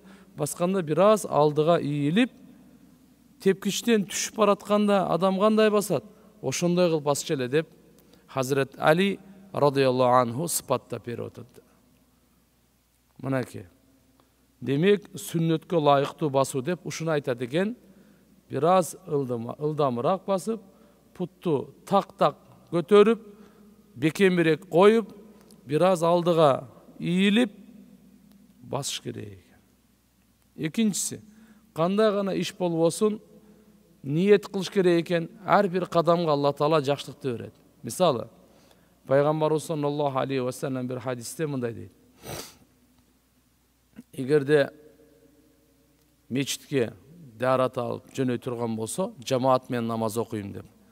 Ар бир кадамга бир сооп жазылат, бир күнөө кечирилет, бир даража көтөрүлөт дейт. Демек, биздин кадам таштаганыбызга дагы буга сооп жазылат экен да. Ошондой эле Кудай сактасын, бир адам уурулукка же жаман чакымчылыкка, же кандайдыр бир арам ишке баса турган болсо, буга да күнөө жазылат. Демек, билиңиз, биздин тилибизден чыкканга эле сооп күнөө эмес, путубуздун басканына дагы сооп күнөө жазылат экен да. Сүйлөбөсөк дагы басып баратсак, буга сооп жазылат, же болбосо күнөө жазылат экен. Ошондуктан Алла Тааланын өкүмүн аткарганга, же болбосо кандай пайгамбардын сүннөтүнө деп ниет кылыш керек экен. Андан кийин басканда кичине бир кичпейил, жөнөкөй, текеберленбей, менменсибей басыш керек экен. Кур'ан-ы Каримде Алла субханаху ва таала мындай дейт. ولا تمشي في الأرض مرحا إنك لن تخرق الأرض ولن تبلغ الجبال طولا. Жер бетинде, жер жүзүндө менменсип текеберленип баспагын деп буйрук келди. Демек Алла субханаху ва таала бул жерде буйрук берип атат. Анткени сен эч качан антип текеберленип бассаң, жерди эч качан тешей албайсың. Бийиктикте тоого да жете албайсың деген Алла Тааланын өкүмү. Бут кийим бирөөсүн кийип баспа. Өткөндө дагы айттык эле, экөөсүн кий, же болбосо экөөнү тең чеч. Кээде жылаң айлак баскыла деп. Пайгамбарыбыз саллаллаху алейхи ва саллям буйрук берет эле, анча-мынча жылаң айлак да баскыла деп. Өзгөчө мына ысык күндө, топуракта, же болбосо кумдун үстүндө, ушундай жерлер жылаң айлак басса, бунун дагы аябай пайдасы бар. Себеп дегенде бүгүнкү күнү медицина деле айтат, адамга байланыштуу бардык мынакей нервтердин эмелери таман, адам путунун алдында дейт. Буга дагы мүмкүн өтө чоң пайдасы бар. Басып баратканда пайгамбарыбыз саллаллаху алейхи ва саллям артын барып мындай кайра карай бербейт эле да. Алдын карайт эле. Алдын карап басат эле. Ошон үчүн мисалы Каабаны тегерени басканда дагы биздеги шариаттын өкүмү боюнча бул кээде адамдар бул жакты карап басат, алдындагы адамды сүзүп алат, же болбосо мындай башка нерсе болуп калат, ошого жыгылып кеткен учурлар болуп калат. Мына жакында эле биздин бир досубуз, урматтуу бир досубуз, ошол тепкичтен түшүп келатып, балдар тез баспайсыңар деп путун сындырып алды. Аркага бурулдум эле дейт, мындай басып, анан байкабай калган экенмин дейт, тепкичтен алды. Бурулганбы замат. Пайгамбарыбыз саллаллаху алейхи ва саллям сүннөтү боюнча мынакей.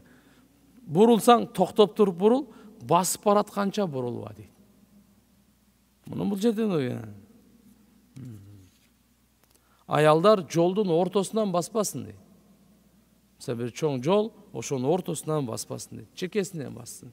Сүннөт боюнча өткөндө дагы айтканбыз, оң жактан, оң жагынан баскан бул өтө пайдалуу.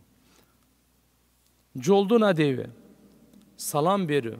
Жолдо ким өтпөсүн, бардыгына салам берүү. Жана саламга жооп берүү. Эгерде бизге салам берсе, ага жооп берели. Намахрам аялдарды кароодон көздү сактоо. Куллил муъминин ягудду мин абсарихим ва яхфазу фуружахум. Алла Тааланын өкүмү момундарга айткын, көздөрүн сактасын, уяттуу жерлерин сактасын деп. Жакшылыкка чакыруу. Мына пайгамбарыбыздан сахабалар сураганда, жолдун акысы эмне дегенде пайгамбар ушинтип жооп берген. Жолдун акысы көздү сактоо деген. Жолдун акысы жакшылыкка чакыруу. Жолдун акысы жамандыктан кайтаруу дейт. Жолдун акысы адамдарга жол көрсөтүү. Бирөө бир жол таппай калса, каерде деп сиз билесиз, өзгөчө чоң шаарларда айылдан келгендер болуп калат. Аларга жол көрсөтүү мына өтө улуу сооптуу иш. Мазлумга жардам берүү, жолдо эгерде адамга зыян бере турган нерселер жаткан болсо, аны алып таштоо. Жолдо эч кимге биз өзүбүздүн заты, өзүбүздүн тарабыбыздан зыян жеткирбейли. Жана жолдо пайгамбарыбыз саллаллаху алейхи ва саллям айткан, эки наалат айтыла турган нерседен сактангыла деген. Ал кайсы десе, ошо жолго ажат кылуу.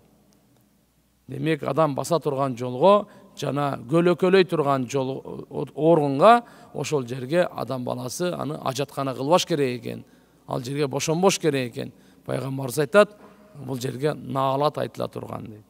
Урп адатта жаман көрүлгөн нерселерди кылбоо. Мисалы, ышкырык, түкүрүк жана урп адатыбызда ушу жолдо кайсы нерсени айыптуу деп эсептейт, ошолордон сактануу. Жана жолдо мисалы биздин бүгүнкү күнү өкмөттүн мыйзамы бар, ошолорго ылайыктуу ушуга бекем болуу дейт. Мисалы, азыркы пешеход жолдон өтүү деп коелу. Макулбу? Же болбосо мына светофорлордон дейли. Макулбу? Мына ушу нерселердин бардыгын ушу жол адебине кирет экен булардын бар. Жол адебине кирет экен. Мына нерсе эстеп, Алла субханаху ва таала амал кылууга барыбызга жардам берсин. Урматтуу жамаат, бүгүнкү сабак салам берүү, саламдашуу адеби. Исламга чейин саламдашуу араб элинде сабахан нур, сабахан хайр, кутманды таңыңыз менен деген саламдашуу бар. Бүгүнкү күндө деле бардык саламдашуу ар элдики өзүнчө, өзүнүн тили менен саламдашса болот. Андай эч эмеси жок. Бирок саламдашууда исламда ассаламу алейкум ва рахматуллахи ва баракату деп мынакей исламдагы саламдашуу. Биздеги саламдашууда 4 нерсе бар. Ушу ассаламу алейкум ва рахматуллахи ва баракату деген сөздө ичиндеги 4 талап бар. 4 максат бар. Биринчиден зикр. Biz Assalam деген Алла Тааланын 99 атынын бири Assalam. Тынчтык. Biz деги саламдашууда Алланы эстеп атабыз. Алланын зикрин чалып атабыз. Экинчиден тадкир. Тадкир дегени башка экинчи адамга саламдашуу аркылуу Алла Тааланы эстетип атабыз. Сен дагы Алланы эсте. Мен дагы Алланы эстейин. Алланын 99 сыпаты бар. Кайсы сыпаты менен? Тынчтык сыпаты менен. Үчүнчүсү ассаламу алейкум ва рахматуллахи ва баракату дегенде бизде бир уада бар. Кандай? Уада мен сизге Алланын тынчтыгын, рахматын, мээримин, берекесин каалаймын деп уада берип атабыз. Менен сизге зыян жетпейт. Менен сизге жамандык жетпейт. Мына мен уада берип атам, сиз менин жамандыгымдан амансыз деген. Бул уада бар. Төртүнчүсү дуа бар. Кандай дуа? Мен сизге көрө албастык кылбайм. Мен сизге дуа кылам. Жараткан Алла сизге ийгилик берсин, жакшылыктарды, тынчтыгын, берекесин, рахматын берсин. Мен ичин тардыгы жок депчи. Мынандай маанилер бар. Эми адепке келсек, биринчи саламды жалпы тааныганга дагы, тааныбаганга дагы бардыгына салам. Пайгамбарыбыз саллаллаху алейхи ва саллям айткан, тааныганга салам берүү, тааныбаганга салам айтпоо, бул кыямат күнүнүн белгилеринен деген. Экинчиси, исламдагы салам менен салам берүү, саламдын адеби. Мындайча айтканда ассаламу алейкум. ва рахматуллахи ва баракату. Же болбосо ассаламу алейкум. Толук саламдашу азыр кандай? Ассаламу алейкум ва рахматуллахи ва баракату. Bir жолу пайгамбарыбыз отурат эле, bir сахаба келип калды, ассаламу алейкум деди. Пайгамбарыбыз айтты, буга 10 сооп деп жооп берди. Экинчиси келди, ассаламу алейкум ва рахматуллах деди. Ага жооп берди, буга 20 сооп деди. Үчүнчүсү келди, ассаламу алейкум ва рахматуллахи ва баракату. Буга жооп берди, айтты 30 сооп деди. Ар бир сөзгө 10 сооп кошулууда. Bir hadiste келет, эки мусулман саламдашканда Алланын тарабынан 100 рахмат түшөт экен.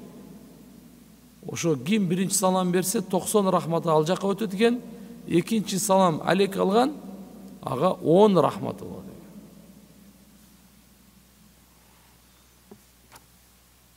Үчүнчүсү, андан кийинки адеп бизде тирүүлөргө дагы, өлүктөргө дагы салам. Тирүүлөргө, өлүктөргө. Демек кабырга барганда дагы саламдашышыбыз керек. Саламды угат алар. Ассаламу алейкум ахлал кубур. Ягфируллаху лана ва лакум антум салафуна ва нахну бил аthar. Ассаламу алейкум дара кавм муъминин. Инна иншааллаху бикум лахиқун. Пайгамбарыбыздан бир топ салам айтуулар бар. Демек кабырга барганда дагы саламдашышыбыз керек. Салам айтууда биринчи шашылыш керек. Биринчи салам айтуу бул сүннөт. Экинчи саламга жооп берүү важип. Бирок пайгамбарыбыз айткан: "Ал-бади бис-салам бария минал кибр". Ким биринчи саламдашса, ал текеберликтен таза болот экен да. Ошондуктан дайыма биринчи салам бергенге умтулуш керек экен. Жүрөктө текеберликтин оорусу акырын кетип жок болот экен. Эгерде мусулман экөө тең бир учурда ассаламу алейкум деп калышты, ва алейкум ассалам деп жооп берүү экөөнө тең важип болот. Демек экөө тең кайра ва алейкум ассалам деп кайталап коюш керек да. Ахли китеп мушриктерге, мусулман эместерге салам берүүдө биринчи эмес, биринчи баштабаш керек дейт. Алар мейли дейт. Эгерде мусулман эмес сизге салам берсе, siz ağa ve aleykum de öyle kaytarasın. Ve aleykum de öyle oldu. Süйлөшүүдөн murda salam берүү. Birinci salam da şu, andan keyin süйлөшүү. Пайгамбарыбыз чоңураак жамаатка келип калса, 3 рет салам берет эле. Басып киргенде ассаламу алейкум деп, бул жерге ассаламу алейкум, жакындаганда ассаламу алейкум. Кейде туруп калганда саламдашканда ассаламу алейкум ва рахматуллах, ассаламу алейкум ва рахматуллах, ассаламу алейкум ва рахматуллах. Андан кийин кичүү улууга салам берсин. Өтүп бараткан отурганга салам берсин. Кичинекей жамаат чоң жамаатка салам берсин.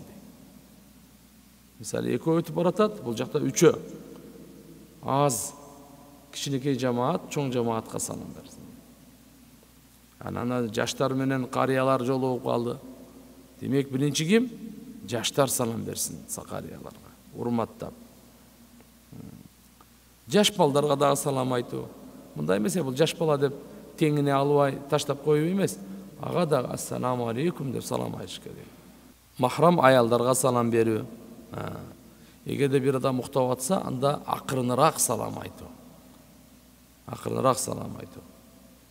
Majlisten кайтканда, мисалы азыр ушул жерде биз majlis отуруп коштошкондо дагы ассаламу алейкум деп коштошуу. Бир аз субханалла, сахабалар ушунчалык көп саламдашат эле. Эгерде мындай басып баратып, мындай бир түркүк чыгып калды. Түркүктүн эки тарабына өттү, кайра саламдашат эле.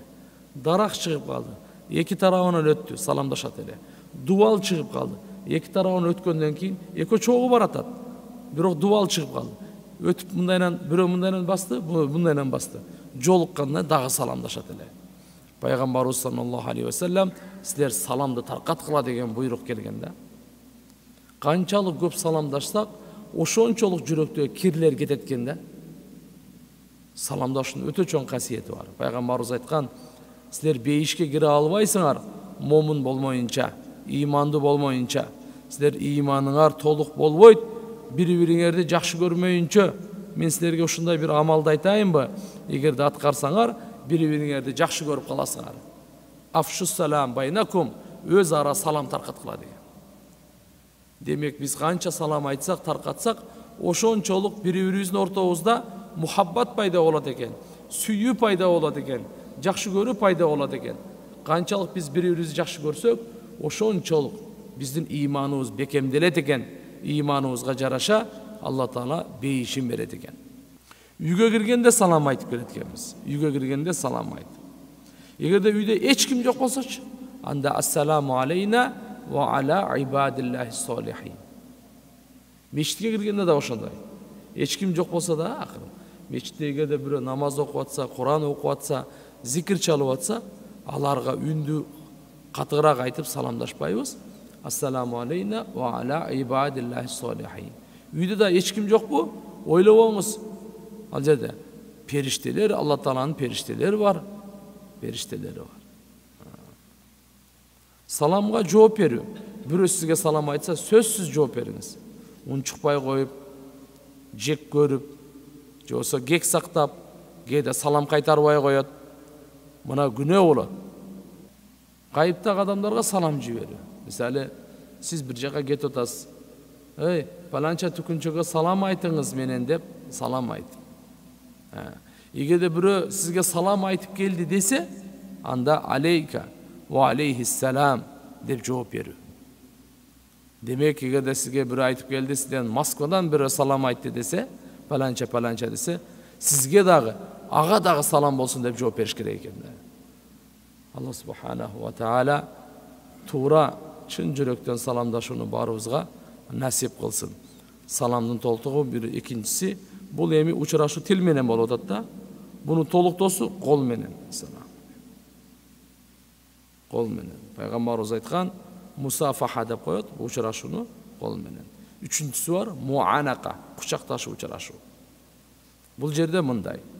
Демек, тил менен эле саламдашуу бар экен, кол менен учурашып туруп толуктоо бар экен, анан кээде кучакташып учурашуу бар экен. Көптөн бери көрбөй калган, бир жума, бир ай, канча бир күндөн бери көрүшпөй калган, муанака деп коет, булар кучакташып учурашса болот. Анан ар бир намаз сайын эле кучакташып учураша берип ал жок. Же ар бир учур сайын эле кол менен эле бере берип ал деле жок. Бирок отурганда, турганда, жолукканда, коштошкондо кайыр тил менен бунусу эң көбү ушул. Ассаламу алейкум ва рахматуллахи ва баракатуh. Субхана раббика раббил иzzati амма ясифун ва саламун алал мурсалин валхамдулиллахи раббил аламин. Жума күнүңүздөр мубарак болсун. Жума күнү сүннөттөрүнө бекем болойлу. Каф сүрөсүн окуганга аракет кылайлы. Тырмактарды алайлы, түктөрдү алайлы, жакшы кусул кылайлы, атыр себинейли, эртерээк келейли. Жаңы же болбосо таза кийим кийейли. Алла Таалам барыбызга товфик.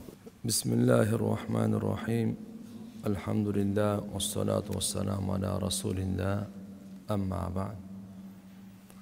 Бүгүн тамактануунун жалпы адеби. Алла Таала инсанды жаратып, инсандын кажетин кошо жараткан. Ошо кажеттердин бири тамактануу. Ар-Раззак, ырыскы берүүчү Алла Тааланын сыпаты. Алла субханаху ва таала инсанды бу дүйнөгө сыноого жаратып, адалдан дагы, арамдан дагы жолун ачып койгон. Жана бактылуу болуш үчүн Алла Таала кана буйрукту аткарабы экенби деп, адалдан жегиле деп буйрук берген. Арам жаныбарлар дагы бар. Чочко, эшек, ит толтура. Же арам өлүп калган. Алланын сыноосу. Алла Таала Кур'ани Каримде пайгамбарларга буйрук берген. Я айюхар русул Кулу минат тойибат ва'малу салиха. Ей пайғамбарлар, таза адалдан жегіле, жана жақшы амал қылғыла. Bir түшүнүк бар. Адал, арам, таза, кир. Пешене тери менен акча таптыңыз, барып нан алдыңыз. Бул адал. Ылайга түшүп кетти, кир болду, эчтеке эмес, тазалап жесеңиз болот. Бирок уурулук менен акча таптыңыз, барып туруп нан алдыңыз, бул арам. Тап-таза болсо дагы арам. Аны жесе болбойт. Демек, биз түшүнүшүбүз керек. Таза кир, адал арамдан айырмасын. Арам менен негеде пайгамбар саллаллаху алейхи ва саллям айтат, бир лукма, бир кесим өтсө 40 күн ибадаты кабыл болбойт дейт. Арам менен чоңойгон денеге дозоктун оту гана жетиштүү дейт. Ошондуктан биз эмнени жеп атабыз, ойлонуп жешибиз керек экен. Экинчиден, тамак жегенде адам эми күчтөнүп, бакубат болуп, ушуну кайда сарптайт күчүн? Арамга сарптабай, Алланын өкүмүнө, Алланын ибадатына сарптаймын деп, ушу ниетте тамак жеш керек. Анткени Алла Таала өкүм берген: "Кулу вашрабу ва ла тусрифу." Тамактангыла, ичкиле, бирок исраф кылбагыла. Исраф кылбаганга Алла Таала өкүм берген. Курсак ток мезгилинде үстүнөн тамак жебегиле дейт. Бизде курсак ток, тамак алып келсе дагы эле мына ушу зыян болуп калат экен. Ушу ашыкча нерсе туура болбойт экен. Курсакты тойгозо жебеш керек экен, бир аз калтырып коюш керек экен. Кече эле айтканбыз, ашказанды 3кө бөлүп, бир бөлүгүн тамакка, бир бөлүгүн сууга, бир бөлүгүн бош. Имам Шафии деген улуу имамдар болгон. Имам Шафии айтат, 16 жыл курсагымды тойгозо тамак жеген жокмун дейт. Бир эле жолу жеп алдым дейт 16 жылда. Ито колумду оозума салып кусуп койдум дейт. Эмне үчүн дейт? Анткени курсакты тойгозо жеш бул уйкуну алып келет дейт. Салмакты күчөйтөт дейт. Акылды азайтат дейт. Жүрөктү катырат дейт. Имам Шафии рахимахуллах айтат. Жолдо тамак жебегиле дейт. Анткени мына базарларда эл нары бери өтүп атат. Жолдо биз аз ушундай болуп кетти. Жалпы адатка айлана баштады. Bunday тамак жеген адамгерчиликсиз, мында төмөндүк деп эсептелет экен да. Төмөн. Намаздан мурда пияз, чеснок, кам пияз, кам чеснок жеп намазга келбегиле дейт. Анткени жагымсыз жыт чыгат. Пайгамбар саллаллаху алейхи ва саллям коомчулукту дагы эске алып, мага эчтеке эмес дегени менен сенин жаныңдагы адамдар ыза тартпасын. Жаныңдагы адамдар жиркенбесин. Уну эске ал. Жума күнү жума намаздан кийин тамактануу сүннөт. Жума намазды окугандан кийин тамактанып, андан кийин түшкү уйку кайлуула деп коет. Тамактан кийинки. Өзү түшкү тамак мындай тугандар. Түштө бир аз укташ, бул сүннөт. Түштө.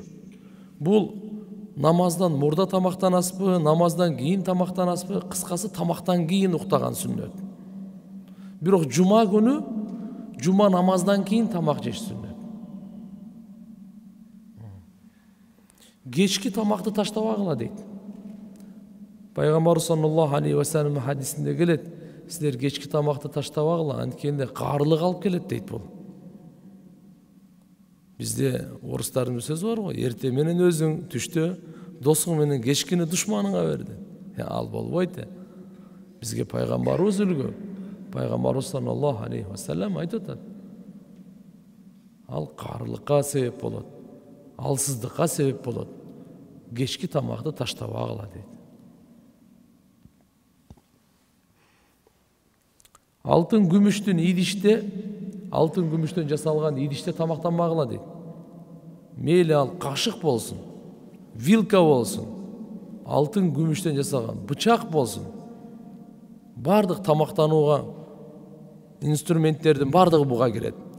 Идиш аяк болобу, чыны болобу, кесе болобу, кандай болбосун, табакпы, алтын күмүштөн жасалганга тыюу. Уламалар, алымдар болсун, макру деп фатваларды берген, жакшы эмес. Пайгамбарыбыз саллаллаху алейхи ва саллям тыюу салган. Чогулуп тамак жейиш. Ар ким өзүнчөсү, бала чака менен отурганда чогуу эле, досторуңда чогуу эле тамак жей. Буда береке бар дейт. Чогулуп тамак жегенде береке бар. Эми тамактануудан мурда тамактануудан алдыңкы адептер. Эң биринчи колду жуу. Пайгамбарыбыз сүннөтү боюнча тамактануудан алдын, тамактангандан кийин колду жууп, оозду чайкоо. Мына биздеги маданият, мына биздин тазалык 14 кылым мурда айтылган. Колду жууп, оозду чайкап, тамактангандан кийин колду жууп, оозду чайкап. Биринчисинде башында медицина, аягында барака. Дасторкон салып тамак жейиш. Азыр карасаңыз, дасторконду деле унутуп калды. Сүннөт боюнча дасторкон салып тамак жейт. Аз тамак болсо да бир нерсе салып жеш керек. Мына биздин маданият. Туруп алып эле жеп кете бербейли.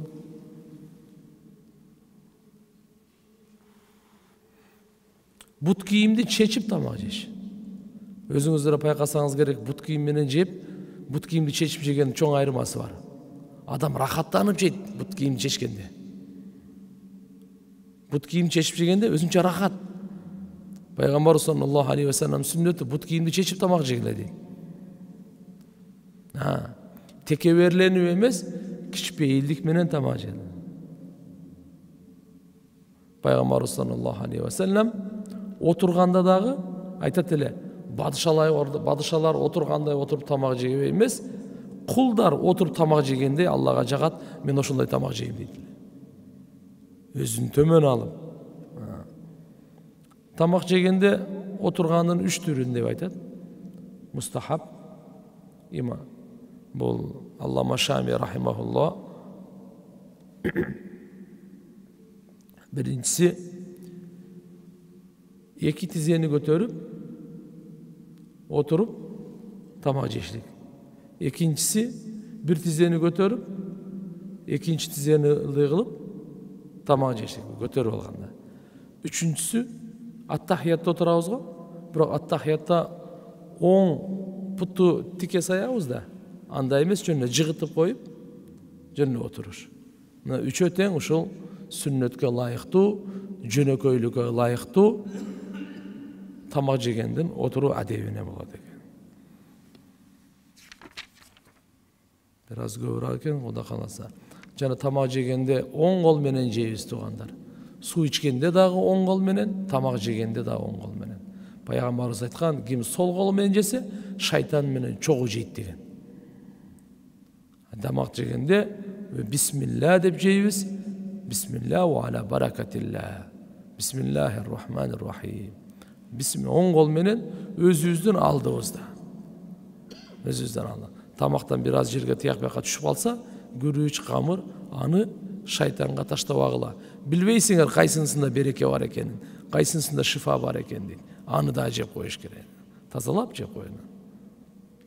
Тамак жеп бүткөндөн кийин Алла Таалага мактоо менен, андан кийин колду жууп, оозду чайкап коет экенбиз. Албетте, отургучка бүгүнкү күндө кресло, отургучтардын түрлөрү бар. Аларга отуруп тамак жесе болот, уруксат. Бирок жерге отуруп тамак жеш бул сүннөткө жакын. жерге отырып тамақ жеген бұл сүннетке жақын. Тұрып тамақ жеген болбайды. Тұрып алып тамақ жеп салады ма? Жа болбайды. Біз инсанбыз, біз мұсылманбыз. Әрбір нәрсенің өзінің әдебі бар, әрбір нәрсенің өзінің көңілі бар. Кейде бір адам бір нәрсе оқи береді, яқ неден олар сөйлесе береді, мейлі. Тамақ жегенде тамаққа дағы көңіл бұрыш керек екен. Нені мен жеп атам? Аға да көңіл бұрып. Тамақтану әдебінің уландысы. Тамақтанғанда ең бірінші Бисмиллахир-рахманир-рахим деп баштайды екенбіз. Тамақтан айып шығару айткенбіз. Бұл мұндай болып қалды. Пайғамбарымыз Мұхаммад алейхиссалам еш қачан өмірінде бір жолы да айып шығарған емес екен тамақтан.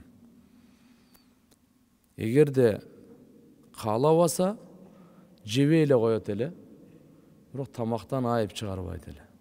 Мұндай бышып қалып тұр, тегіндей бышып қалып тұр деп. Тамақты жыттабайды екенбіз. Пайғамбарымыз айтқан, о жануарлар, ит, мышықтар тамақты жыттағандай, сілер тамақ жыттабағыла дейді. Оң қолымызбен жейді екенбіз. Кішіне лұқмадан чоң алып, өзді қиналып, ыңғайсыз авал, кішінеден қылып сындырып, 3 манжа менен. Пайғамбарымыз Мұхаммад алейхиссалам 3 манжа менен жейді. Өзіміздің алдымыздан жейді екенбіз. Егер де арғандай мөмө жемеш болып қалса, жосы тамақта, мысалы, кейде капуста, кейде картошка, чоғы бір тамақтан жеп қалса, анда болот, башқанын алдынан деле, капуста бұл жерде тұрады, сәуіз бұл жерде тұрады, анда қылып жесе деле болады да. Егер де бір түрді тамақ болса, мысалы 5 бармақ, же күріш, анда өзіміздің алдымыздан еле жейбіз. Ортосына, тамақтың ортосынан жебейбіз. Пайғамбарымыз саллаллаху алейхи ва саллям четтерінен жегіле, ортосына қол салып жебегіле деген. Ортосынан береке түшіп тұрады деген. Тамақты озуызға салғанда дароле жұты өрбей, чайнап жейткенбіз. Бұл да тамақтың әдебі екен. Дастарқонға егерде шу тамақтан біраз түшіп қалса, аны қарап, тазалап жеп қояды екенбіз. Пайғамбарымыз саллаллаху алейхи ва саллям айтқан, тамақтан түшкен нәрсені шайтанға қалтырбағыла деген. Аны алып жеп қойғыла дейді. Егерде башында бисмиллахны айтқан ұмытып қалса, анда ортосында естегенде бисмиллахи аввалаху ва ахираху деп қояды екенбіз. Себеп пайғамбарымыз айтқан, ким бисмиллахсыз тамақ жесе, шайтан чоғы жейді деген. Шайтан чоғы тамақтанады. Бирок кайра естеп кетип, ортосында же аяғында, мен бисмиллахны ұмытып қалған тұрбайым деп. Анда бисмиллахи аввалаху ва ахираху деп айтып қойса, шайтан қошо жеген бардың құсат екен. Егерде тамақ жеп атқанда чымын түшіп қалса, кейде шорпо, мастава, тамаққа чымын түшіп қалса. Чымын түссе, аны ошо ойдан алып таштабай, чымынды дағы бір басып, анан алып тұрып ырғытыш керек дейді. Себеп чымындың 2 қанатында бірінде шыпа, бірінде дәрт болады екен. Ушундай жерге түшіп атқанда, шу дәрт жағын, оору жағын салып береді екен. Шон үчүн экинчи жағын, шыпа жағын басып, аны чыгарып коюш керек. Андан кейін жей берсе болот қалған тамақ.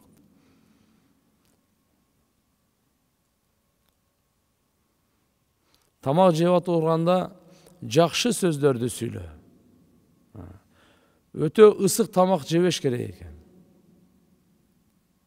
Бұл аз бүгінгі күні ашқазанға да зиян, анан берекесі де кетеді екен. Тамақтың үстінімде үйлеп жебегіле дейді. Адамдың денесінен өзі инсандан нәпас алғанда, мұндай bir топ жағымсыз нәрселер, bir топ зиянды нәрселерді шығып тұрады екен да. Ошы тамақтың үстіне, чайдың, шорпаның үстіне үйлебеш керек екен. Үстіне нәпас алып аш керек екен.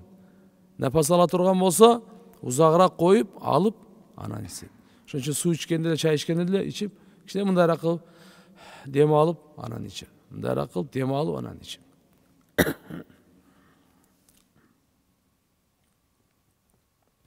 Жөлөнүп тамак жебейт экенбиз. Пайгамбарыбыз саллаллаху алейхи ва саллям айткан: "Ла акулу муттакиан", мен таянып, жөлөнүп тамак жебеймин деген. Таянып жеген дагы жакшы эмес экен. Жөлөнүп алып тамак жеген дагы жакшы эмес экен. Тамак жеп бүткөндөн кийин идиш аякты тазалап коет экенбиз. Хадистерде келет, идиш аяк дуа берет дейт. Мушкатул Масабих деген китепте келет. Ким ошол тарелка дейбизби, тамакты тазалап жеп койсо, дуа берет экен: "Алла, мени кандай тазалагандай, сен ошондой да тазаласын" деп. Жеген манжабыз менен буну дагы тазалап коет экенбиз. Ушу ортоңку манжадан, андан кийин сөөмөй, анан бармак. Тамак жеп бүткөндөн кийин Алла Таалага шүгүр айтат экенбиз. Кур'анда Алла Таала айтат: "Я юхалладина аману кулу мин тойибати ма разакнакум вашкуру лиллахи ин кунтум та'будун". Эй иман келтиргендер, биз силерге берген ырыскылардын таза адалын жегиле, жана Аллага шүгүр келтиргиле, эгер силер ага ибадат кыла турган болсоңор. Демек тамак жеп бүткөндөн кийин Алла Таалага шүгүр айтат экенбиз. Андан кийин тамак жеп бүткөндөн кийин өзүнүн дуалары бар. Пайгамбарыбыз саллаллаху алейхи ва салламдан айтылган: "Алхамдулиллахиллади ат'амана ва сакона ва жа'алана минал муслимин". Бардык мактоо Аллага болсун. Ал бизге суусундугун берди, бизге тамак берди, жана бизди мусулмандардан кылып жаратты. Эгерде бирөө сизге тамак берсе, конокко чакырып, курсагыңызды тойгозуп, же сизди сыйлап, анда ага да дуа беришибиз керек экен. Аллахумма ат'им ман ат'амана васқи ман сақана. Я Алла, бизге тамак бергенге өзүң тамак берген, бизге суусундук бергенге өзүң суусундук берген деп. Башка бир риваятта айтат: "Аллахумма гфир лаху вархамху ва барик лаху фима разактаху". Я Алла, бизге тамак берген адамдын күнөөсүн кечирген, райымыңа алгын, жана берген ырыскыңа берекесин бергин деп дуа бергиле деген. Биринчи дасторконду алат экенбиз, анан кийин турат экенбиз. Сүннөт боюнча, адеп боюнча тамак жегенден кийин дасторкон салып тамак жедик, Андан кийин эми тураардан биз туруп кетип калып, кийин дасторконду жыйнабай эмес. Биринчи дасторконду алып, андан кийин биз турат экенбиз. Сүннөт боюнча, адеп боюнча ушундай экен. Тамак жегенден кийин колду жууйт экенбиз. Колду жуугандан кийин чачык менен же болбосо башка нерсе менен арчып койсок боло берет экен. Андан кийин оозду чайкайт экенбиз. Пайгамбарыбыз айткан, тамактан кийин ооз чайкоодо Алла Таалам берекесин берет. Башка дагы адептер тамактануунун, ошол жерде отурган адамдарды эки ооз отурсак дагы бир 2-3 отурса, башкалары дагы тамакка кошуп чакырат экенбиз. Пайгамбарыбыз айткан, 2 адамдын тамагы 4, 4-өөнүкү 8ге жетет деген. Тамактанууда кээде аз эле тамак, башканы чакырбай эле коелу деп кичине биз неме кылып калабыз. Жок. Алла Таалам берекесин бере берет. Ошондуктан ошол отурган адамдарды да тамакка чакырып коет экенбиз. Кызматчыңызды эң жакшысы өзүңүз менен чакырып, чогуу тамак жеңиз дейт. Эгерде чакыра албасаңыз, анда жеген тамагыңыздан берип коюңуз дейт. Акырын бөлүп берип коюңуз дейт. Тамак жеген учурда, же ичкен учурда аны бул адалбы, арамбы, каяктан, тияктан деп аныктап изилдебейт экенбиз. Эгерде өзү мусулманбы, болду. Буну даарат менен жасаганбы, дааратсыз жасаганбы, жасаган тамак пышырган киши намаз окуйбу же окубайбы, кандай эле деп аларды неме. Каалабайсызбы, жебей эле коюңуз. Бирок тактакты неме кылабыз. Алла субханаху ва таала барыбызга амал кылууга, ушу адептерди сактоого өзү жардам берсин. кече сабагыбызда тамактануу адебинин эгерде шериктер менен жамаат менен чогуу тамактанып аткан болсок, анда сөзсүз исар деп коет, таржих, бирибизди эске алып тамак азыраак болсо, көбүрөгүн мен жеп албай, башкалар жесин деген ниет менен жейт экенбиз. Тамак азыраак болгон учурда көбүнчө сапарларда ошол жерде карап, бир 5-6 тамак жеп атса, аларды эске алып, аларды мындайча айтканда, алар да жесин деп. Кур'ан-ы Каримде пайгамбарыбыз саллаллаху алейхи ва салламдын жоро жолдош сахабаларын Алла Таала мактап мындай дейт: "Ва ю'сируна ала анфусихим ва лау кана бихим хасаса." Өздөрү ачка болсо дагы өзгөлөрдүн кажетин эске алып, алардын курсагын тойгозушат эле дейт. Демек, ушундай сыпат мынакей ислам маданиятында азыраак тамак болуп калганда дагы биз өзүбүзгө көбүрөөк жеп албай, башкаларды ушул курсагын тойгозгонду эске алышыбыз керек экен. Экинчиден, шериктерибиздин табиятын эске алып тамак жеш керек экен. Мисалы, тамак жегенде кээ бир адамдар колун мындай силкийт. Бирөөгө жакпайт бул. Кээ бир адамдар тамак жегенде мындай, кандай десем, үн чыгарып, чапылдатып тамак жейт. Шериктерге де жакпайт. Ушундай кыскасы айтканда, шериктерге ыза бере турган, кичине көңүлүн ортуп кое турган нерселерди эске алып, этияттап жешибиз керек экен. Хадисте пайгамбарыбыз саллаллаху алейхи ва саллям айтат: "Ал-муслиму ман салимал муслимуна мин лисанихи ва яди." Мусулман ким? Анын тилинен, анын колунан башка мусулмандар ыза таппаса, өзгөчө тамактын үстүндө отурганда бул назик учур болот. Демек, шериктерибиздин табиятын эске алып жейт экенбиз. Тамак жеген учурда өлүмдү же ушундай бир жаман окуяларды эстетип жебейт экенбиз.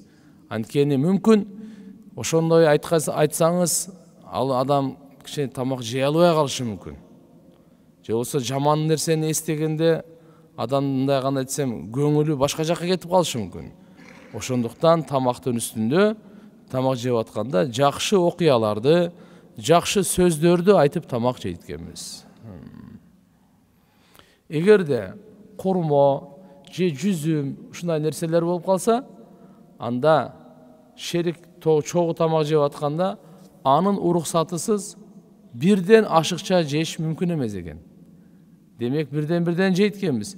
Бирок эгер шерикти 2 же 3 жей турган болсоңуз, шеригиңизден уруксат сурап коюңуз дейт. Ибн Умар радыйаллаху анхумадан риваят бар экен, пайгамбарыбыз саллаллаху алейхи ва саллям 2 курманы бириктирип жегенден тыюу салды, шеригинен уруксат сурамайынча дейт.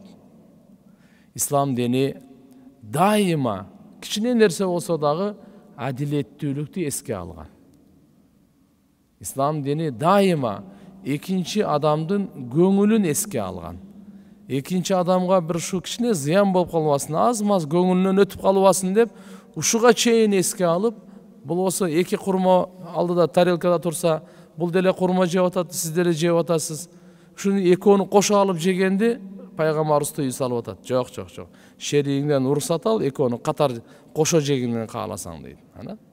Канчага чейин эске алган. Тамак жеп атканда шериктерибизди кайра-кайра эле карай бербейт экенбиз.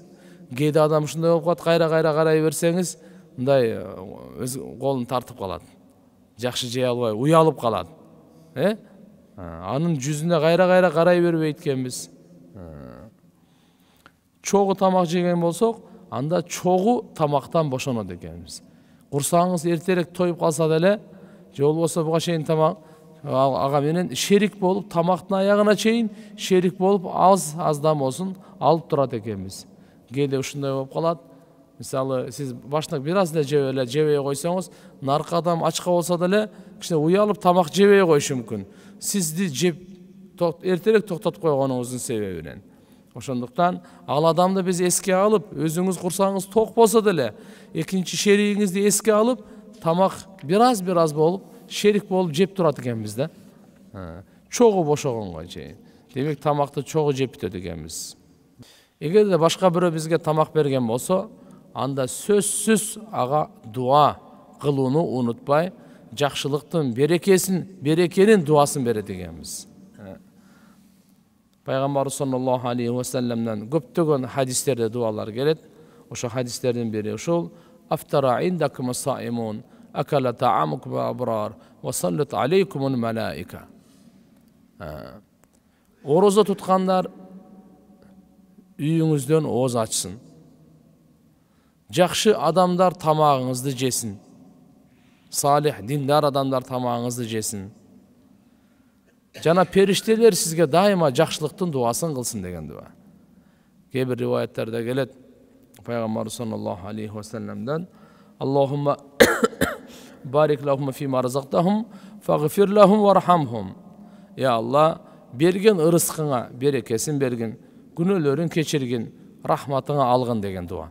Демек, ким сизге тамак берсе, сөзсүз ушу жакшы дуаларды беришибиз керек экен. Тамак жеп бүткөндөн кийин зарылчылыксыз отура бербейт экенбиз.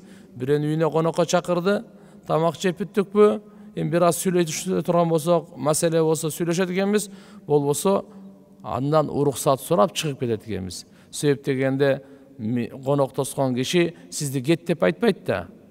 Үйүндө мүмкүн башка дагы жумушу бардыр, сизден башка кишини күтүп аткандыр, сизден башка киши менен жолуга турган иштери бардыр. Башка дагы зарыл иштер, эртерээк жатып, саарлап, жумушка эртерээк барайын дегендер, ар кандай болушу мүмкүн. Ошон үчүн тамак жегенден кийин сиз өзүңүз эле акылыңыз менен уруксат сурап кетип калышыбыз керек. Аялга өз колу менен тамак берүү дагы бул адепке кирет экен. Бул дагы сүннөт экен. Пайгамбар саллаллаху алейхи ва саллям хадистеринде айткан, бул аялыңа оозуна ушу бир лукма нанбы тамак берип койгонуң, бул дагы сага садака кылганын сообу жазылат деген хадистерде бар. Ушундай эле эми суусундук ичүүнүн дагы бир аз адептери бар. Буну деле суусундук ичкенде деле бисмиллахны айтып ичет экенбиз. Андан кийин сууну карап ичет экенбиз. Карабай эле куюп иче бер, эми сууда кээде ар нерсе түшүп калышы мүмкүн, ар кандай болуп калышы мүмкүн. Түсү, өңү, сууну карап ичет экенбиз.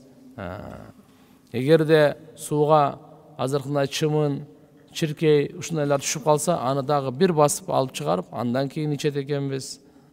Отуруп суу ичет экенбиз. Эгерде отурууга мүмкүнчүлүк болбой калса, кээ бир учурларда ошол зарылчылыктын учурунда гана туруп ичкенге уруксат. Болбосо сууну отуруп ичиш керек туугандар. Сууну отуруп ичиш керек. Оң колубуз менен ичет экенбиз, 3 дем алып ичет экенбиз. Пайгамбар саллаллаху алейхи ва саллям суу ичкенде 3 жолу дем алып, анан ичет эле. 3 жолу дем алып. Дем алганда идиштин үстүнө дем албайт эле. Кичине идишти оозунан арыраак алып туруп, анан дем алып, анан ичет эле. Демек, адамдын деми суунун үстүнө түшпөсүн дейт.